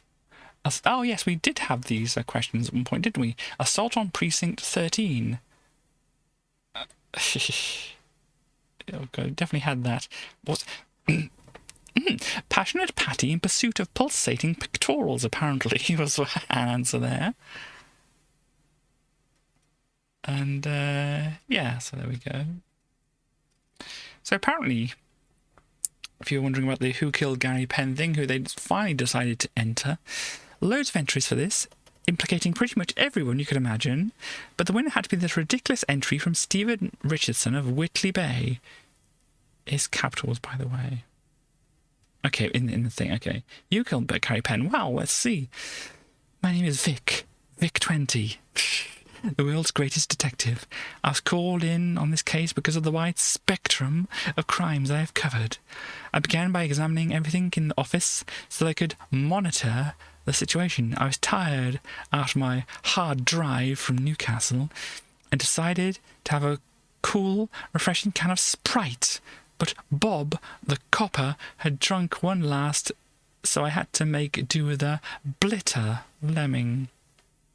Okay. But yes, if you don't know, sprites, you've probably heard of sprites before in relation to computer games. They're the little characters or pictures that move around and stuff like that on the screen. Bobs are the way that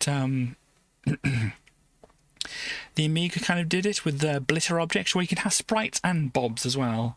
You could do a little bit more with bobs and stuff like that there, because it used, as I said, they were called blitter objects because it used the blitter chip or something like that. And yeah, anyway, there's the copper, that was the coprocessor, which did the fancy coloured backgrounds and probably some other things as well. And blitter, yeah, obviously this is the blitter objects. And lemming, there we go. Anyway, I examined the disc on the office record player. When I'm C64 by the Beatles, I never knew what people saw in those bugs. Unfortunately, there were no prints on the record, as an enterprising person had wiped it clean. Suddenly I saw what I thought was a vital clue, a small footprint beside the body. Unfortunately, it had been left by a careless PC who'd examined the deceased. I decided to talk to the cleaner and asked him to identify himself. I be him.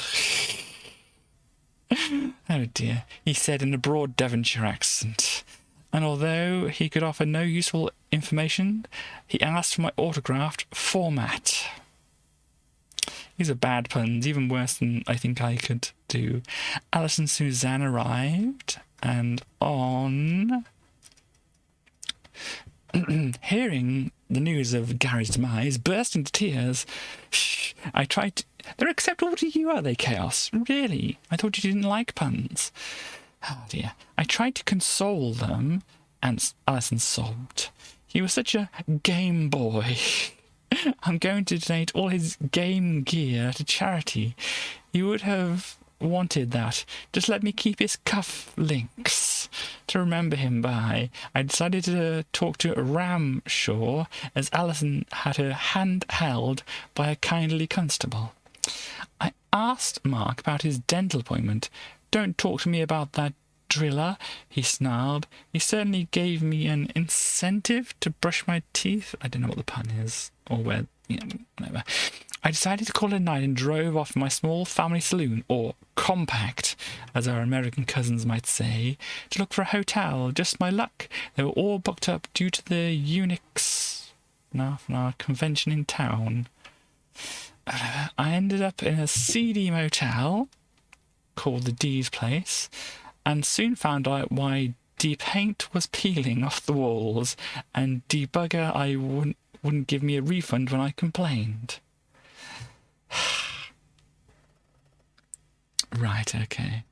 Well, you get the idea. It went on for quite a while longer, but it gave us all a good chuckle, so watch out for a CD TV dropping through your letterbox and smashing to pieces on the mat pretty soon, Stephen. So they didn't even get to the who actually killed him and stuff like that. Never mind.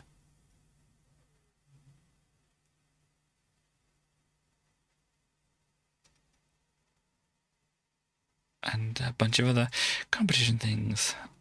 Yeah, it must have been. I mean, they didn't give any other evidence to make me think elsewise.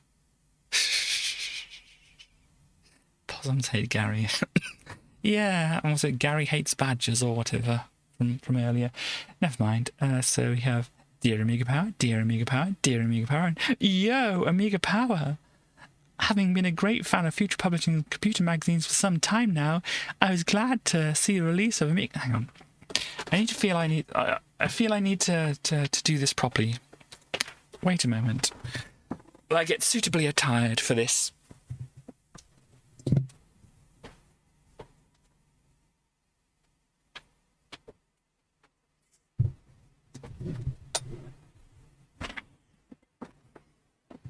It doesn't quite fit properly over the headphones and such. But I feel like I needed to have the backwards or sideways cap. Yo, Amiga Power! Having been a great fan of Future Publishing's computer magazine for some time now, I was glad to see the release of Amiga Power, and AP has lived up to my expectations apart from one thing. Way back in 1987, I thought that my Amstrad Action costing $1.25 with a free tape instead of the usual £1 was ludicrous. Mind you, I didn't mind because the tapes were always good. Anyway, get to the point. The only reason I have started buying Amiga format over the past few months is because the cover discs were getting more and more disappointing. So nowadays, the deciding factor on whether I buy a magazine is how good the cover disc is.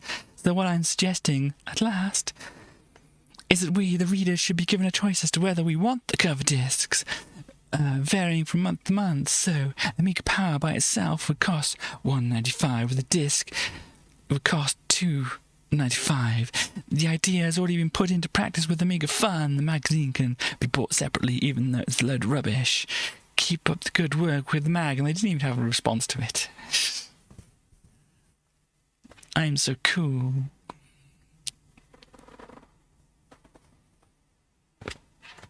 Oh dear. Let me pop this over there. I need to see what I'm doing. Oh.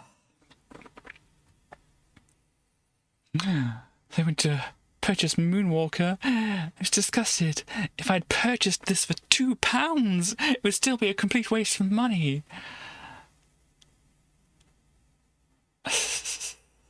Dear me.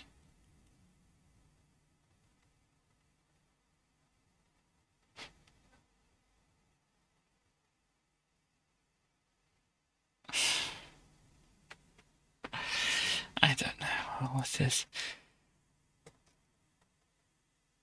Really kind of not incredibly interesting things. Apparently here we've got Dear Sir, and Dear AP. Hello Amiga Power. Dear Amiga Power and all this kind of thing going on here. Anything catch my eye amongst all this?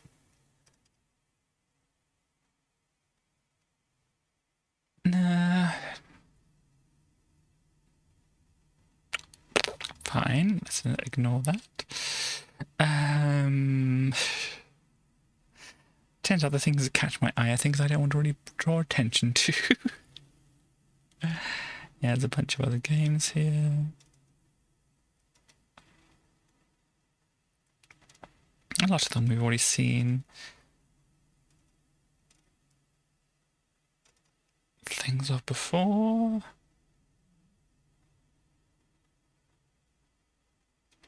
So, yes, the Teenage Mutant Hero Turtles. This looks like the conversion of the NES game here. Oh, that's all they have to say about it. It could have been a good deal worse. Oh dear. Prince of Persia.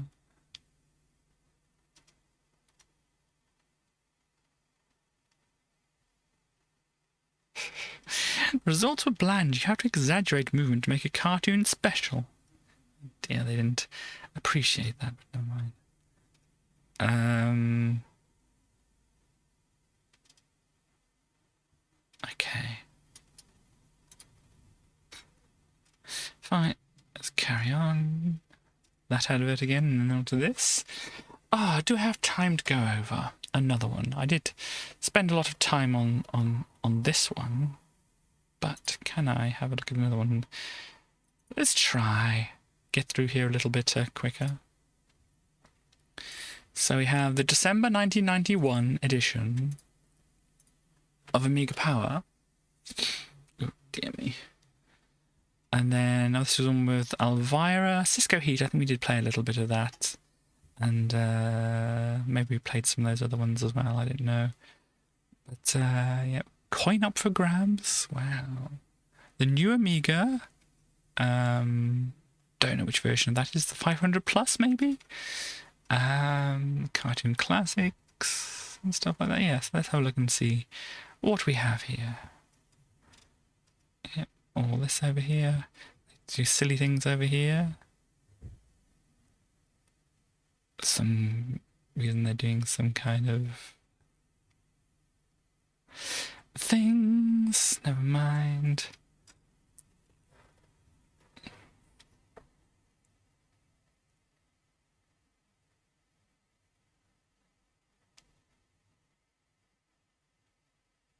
Okay, so Colin Campbell here has gone over to Commodore format or something like that.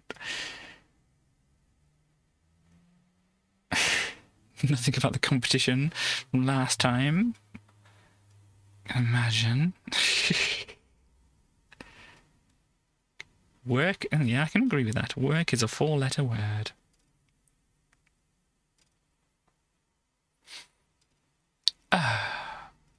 True story. The A500 Plus, yes. Creepy, spooky, ooky wooky. I don't think that's the way it goes. Oh, Hook. Hook is apparently a game as well. I need to write that on my list.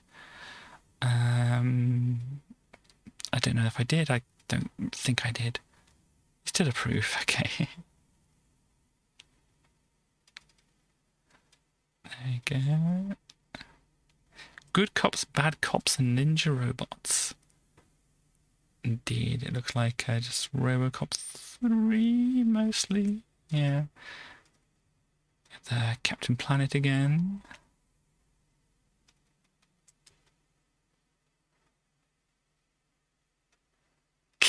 Yeah. Flight sim's not complicated enough. Well, let me see. Imagine the most complicated flight sim you've ever seen. Now double the number of controls, add a few more. Apparently shuttle. Space Shuttle Simulator. Oh gosh, this is not going to go well if I try and play this. Supremely complicated, accurate, and life-dominating. Oh dear. Don't think I need anything like that. This is HMV are back, but they've never been away. You may probably saying, well, no, they haven't. Not as far as records and tapes and CDs are concerned. Computer games-wise, they've been quiet since the heyday of the Spectrum. But no more. Large HMVs on Oxford Street and Reading and Southend form the spearhead of an experimental scheme to return Amiga, ST and PC titles. Fine. So this is going about Nightmare again, which we saw a bit of.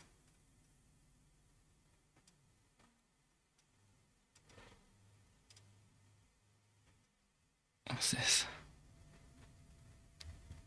Apparently the person who did some programming for some games here, Populous Flood and Bob and whatever, was on the BBC's Close Show Model of the Year Award. Got to number 8 or something like that.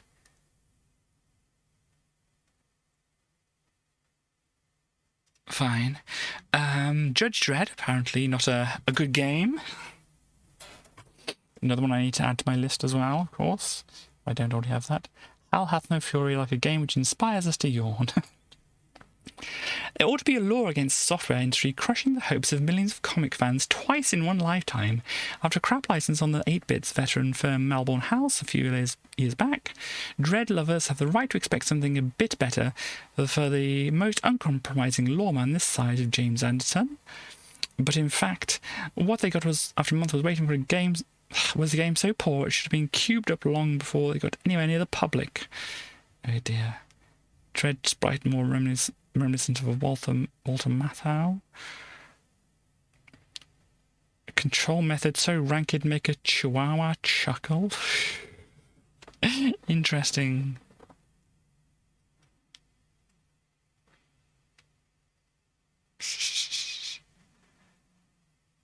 Whatever. What else do we have? Bizarre is not the word. Cyborg, okay. Don't know if we saw that or not. Yeah.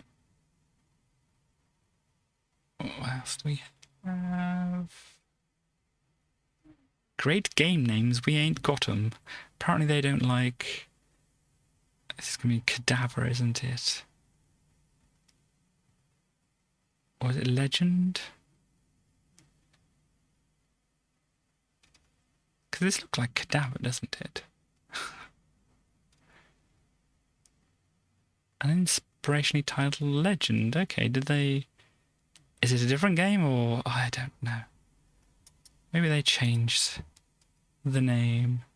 They didn't like Fire and Ice either, apparently, as a name. Don't know why.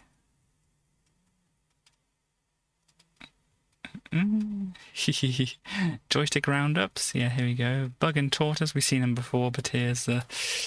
Yeah, it's a pretty big thing, because the bug, as I said, kind of fit in your hand. Whatever, the tortoise would have been bigger than that. And look at this thing. This is silly. Whoa, indeed. So there's a race driving. Heimdall. What else we have? Ooh, Populous 2. I think we've seen something like this before, didn't we? Because I remember on some of the Amiga Power magazines, there was the other website which did have some of the scans, but not all of them. So here, this one, we can win petrol-powered off-road go-kart. Oh my! Some rollerblades, a kid's Muddy Fox mountain bike, and so city arcade machine, afterburner, an electronic bike, and a huge pile of stuff which you can't really make out. Hollywood hunks. How much do you know Kevin Costner, Corey Haim, or Arnold Schwarzenegger? So I'm guessing this is kind of like a quiz thing? Kissing. What do you know? What do you know about it? What does it mean? Find out more. Your first kiss, the secrets of kissing. Gosh, we need to call that number. What is gossip on the biggest stars? Well, pop people. Lowdown. If you want to know about Chesney Hawkes, Vanilla Ice, Guns N' Roses and James. The band James. I don't know. So if you want to know about Hollywood, yeah. Autographed photos. You can get Vanilla Ice, Madonna. Apparently it's very rare. Axl Rose, I think they spelled that wrong.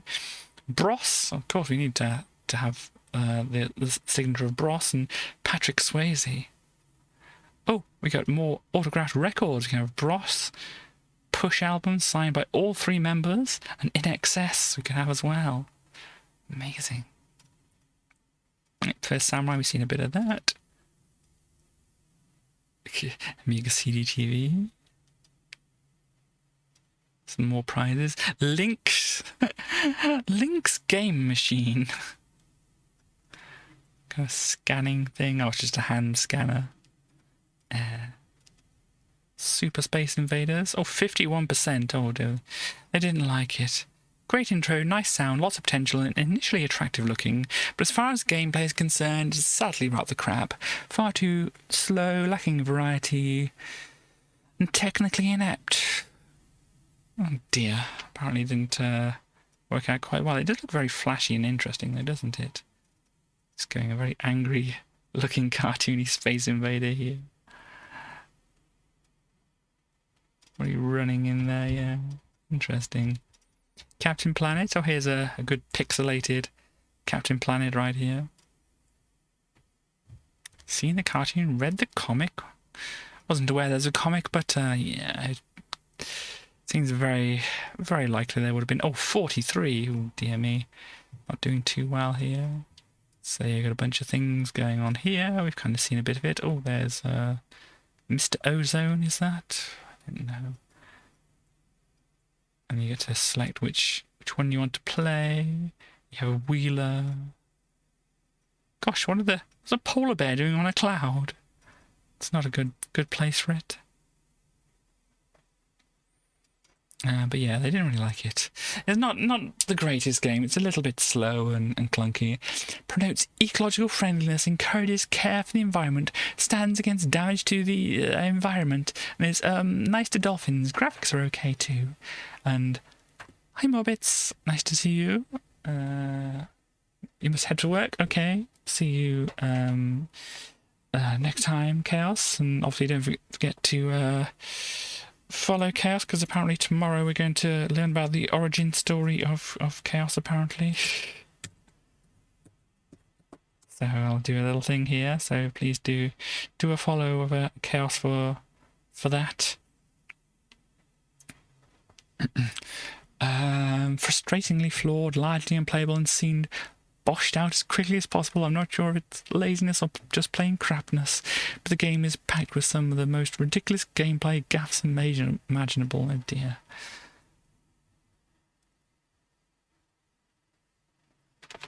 Oh dear. Yeah, I mean, I know it's not the greatest. A little awkward to control and all this stuff. Flight of the Intruder. Another flight sim going on there. Heimdall, yeah.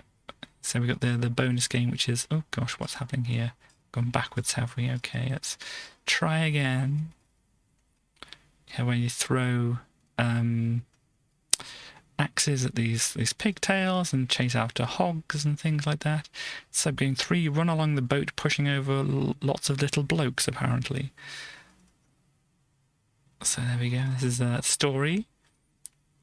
Somebody with cracked fingernails is holding up the earth, and some naked person is sitting on a floating island. And then there's a naked person sitting on a big person's hand. And then somebody's pregnant or just eaten a lot of stuff, I don't know.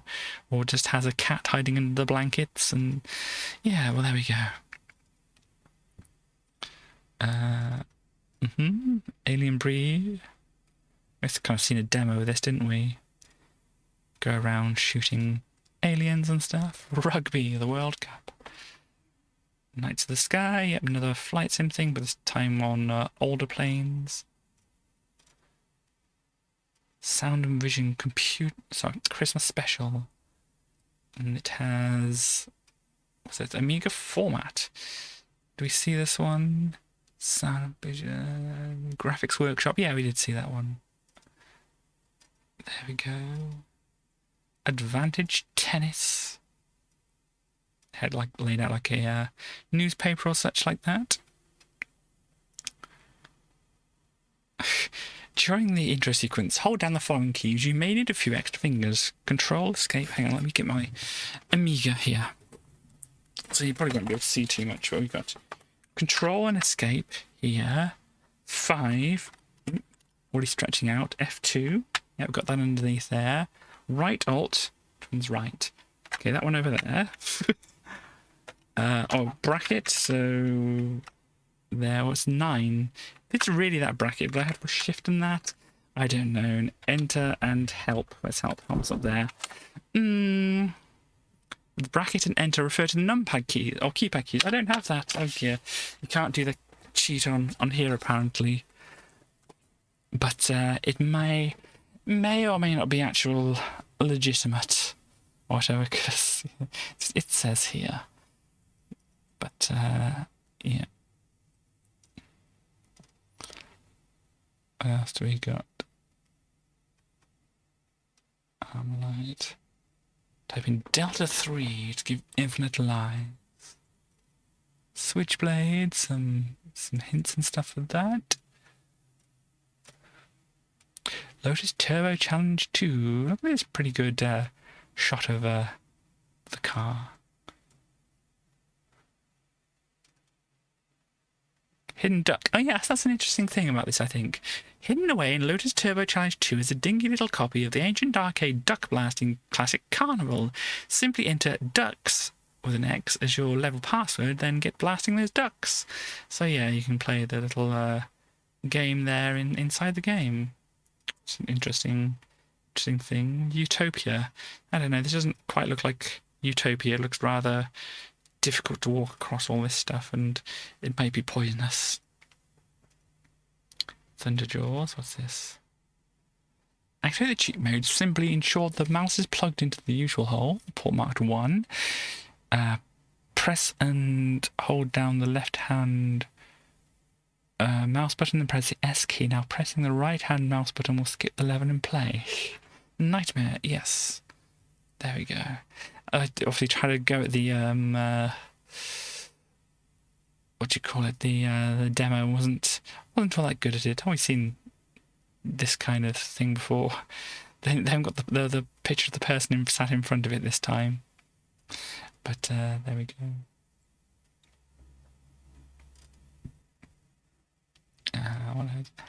Help. So okay, Armageddon Christmas special. So this is what they imagined Christmas to look like here. There you go. Yeah, those controllers again. 3D construction kit and Amos 3D.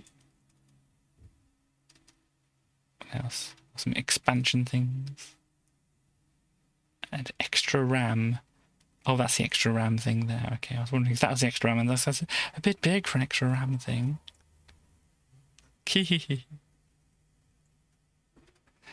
Yeah, I mean, it's not terrible. I've seen worse in these magazines.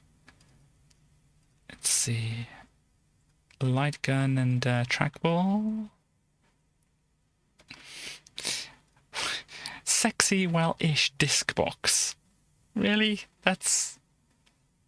I don't think that's the word I'd use for it. Scooby and Scrappy on the monitor there. A Philips monitor. Oh yes, give away magazine subscriptions to people you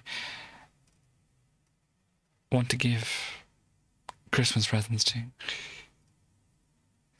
Dizzy collection, here we go. Quick snacks. Not much of a saving on the original prices. $24.99. I don't know. But yeah, there we go. That's what was on that.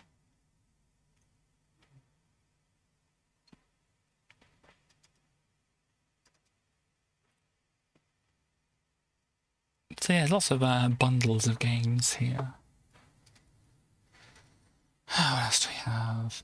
Oh yes, the Under Pressure game. I think I showed this off a little bit before, but you play this strange walker kind of character that shoots things.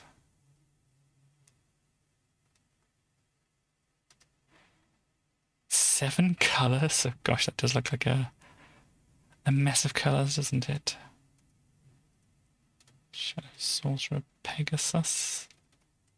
Very good. I'm not quite sure. Crocodile mutant thing, yes indeed. Looks like a crab claw for their face. Very interesting. And then you get this.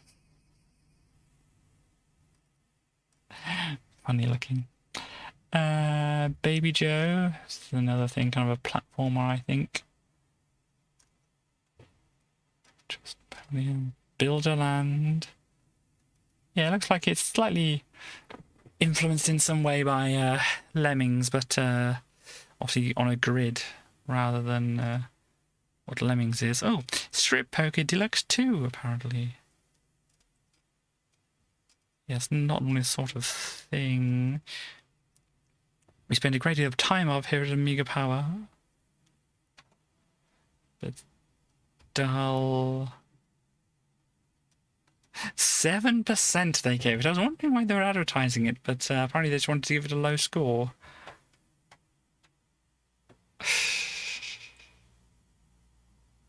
Yeah, this is the state of it. It's okay to show this pic. No, but they showed it anyway. Never mind.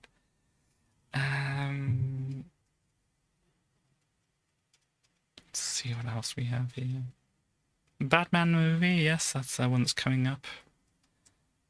When we get to that, obviously next time, as I said, I'm kind of we completed Scooby and Scrappy Doo. I think I got that noted down on my thing. But yes, we saw the end of Giddy 2. No, Giddy 3. We saw the end of Giddy 3. Wacky Races, another one I add to my list. But yeah, we saw the end of Giddy 3, and so we can have a look at the see more games and see what they were like. So they're mostly, because some were available for the Amiga, but not all of them. Then there was some Spectrum ones, or all of them were available on the Spectrum and that. So I might have a look at either of those and see what it turns out like. This is interesting. They've kind of taken a bunch of different sprites from different puzzle games and stuck them together, because this is from the Power, and then they kind of put it onto, is it Automanos, that is? That looks like it's from Deflector, which I haven't shown off yet, but it's a good game. And these are from Puzznic. And the other ones I don't think I know, but yeah. Let's see. So, yeah, Automino and Puzznic, as it said here. This one's called... I don't know. Oh, Stack Up, apparently this is called. This one is Amiga Tetris, which, yeah, does look a bit rough, and it says it's not all that great. Tower Power. So it's the Towers of Hanoi there. What's this one over here? Loops and Clacks there. Quadrangle. This is basically a 4-colour map theorem thing that they put into a puzzle game for some reason. It doesn't sound like a great thing, but yes, if you want to win a Cisco Heat arcade machine, you could have done there. And if you want to do it, San Francisco means what in Spanish? What's the name of San Francisco's American football team? And before finding fame in Romancing the Stone, he portrayed a cop in the streets of San Francisco. Who is he?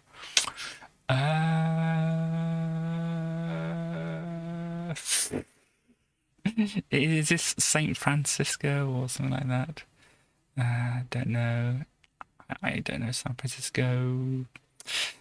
Don't know what their football team is called, and I don't know who this person is. But yeah, closing date is the 31st of December 1991, so we're well out of date for that anyway. What else do we have here?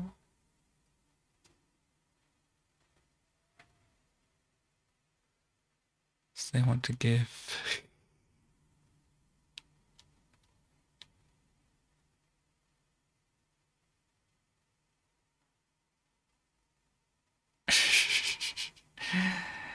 I just thought I'd write and ramble on about the old games on cover discs debate. I'll make it short, as I'm sure everyone is bored of the subject by now. Elspeth claimed that cover tapes on Spectrum magazines almost killed the industry.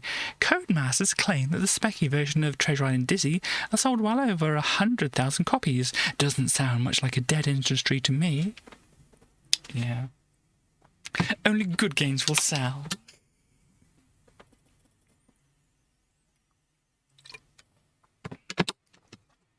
Yeah. Oh gosh, this person writing in is given 1% to the game here. Gosh, keep clicking the wrong button.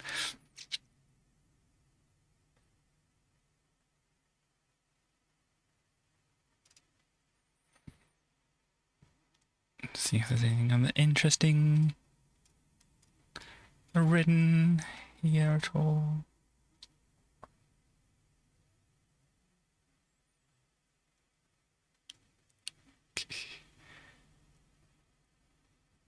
Some I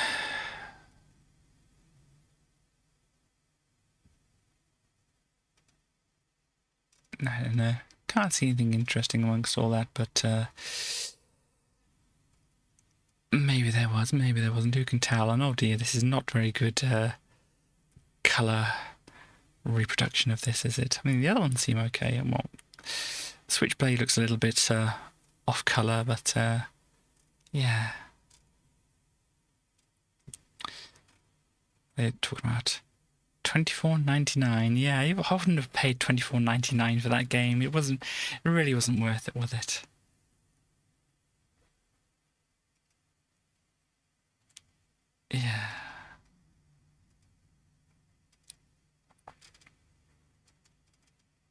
I would have been a little bit upset if I'd have paid that much for that game.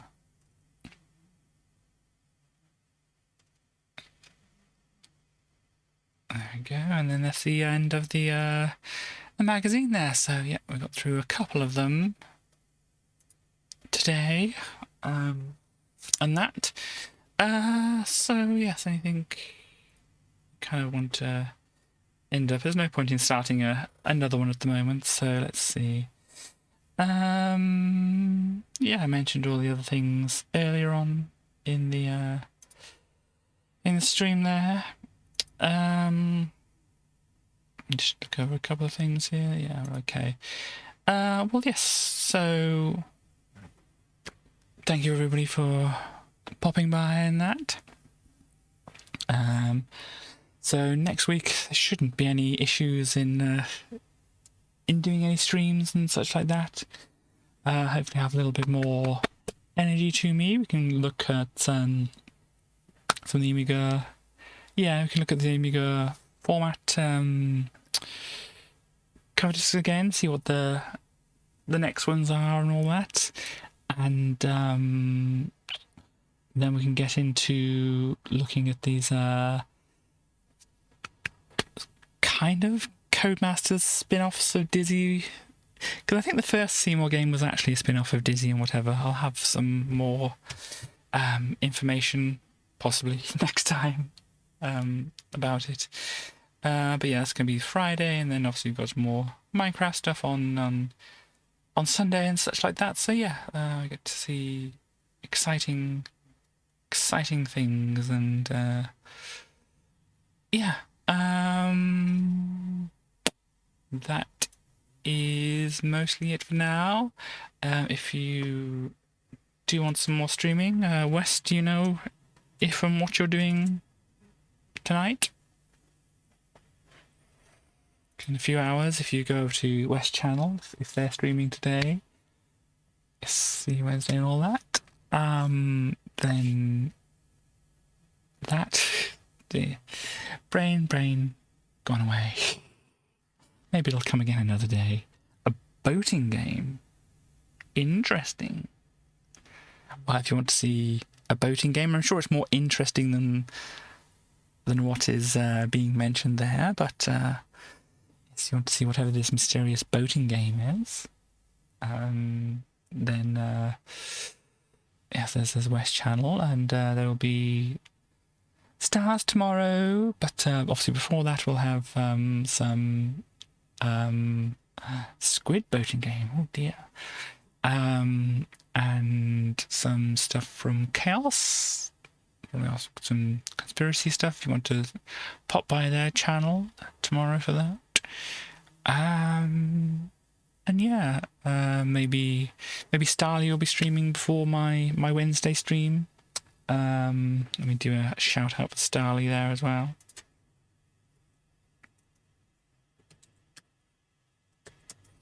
So yeah, Starly might be doing some streaming, might be continuing on with their Chibi Robo for my stream on Wednesday. So lots happening in the meantime. Changing the time date, but not sure to when. Okay, well, I'm sure you'll let people know about what's going on and such like that. But yeah, so I will see everybody again then, and yep. Let's go before my brain completely vacates the building. Bye bye, everybody. Bye bye.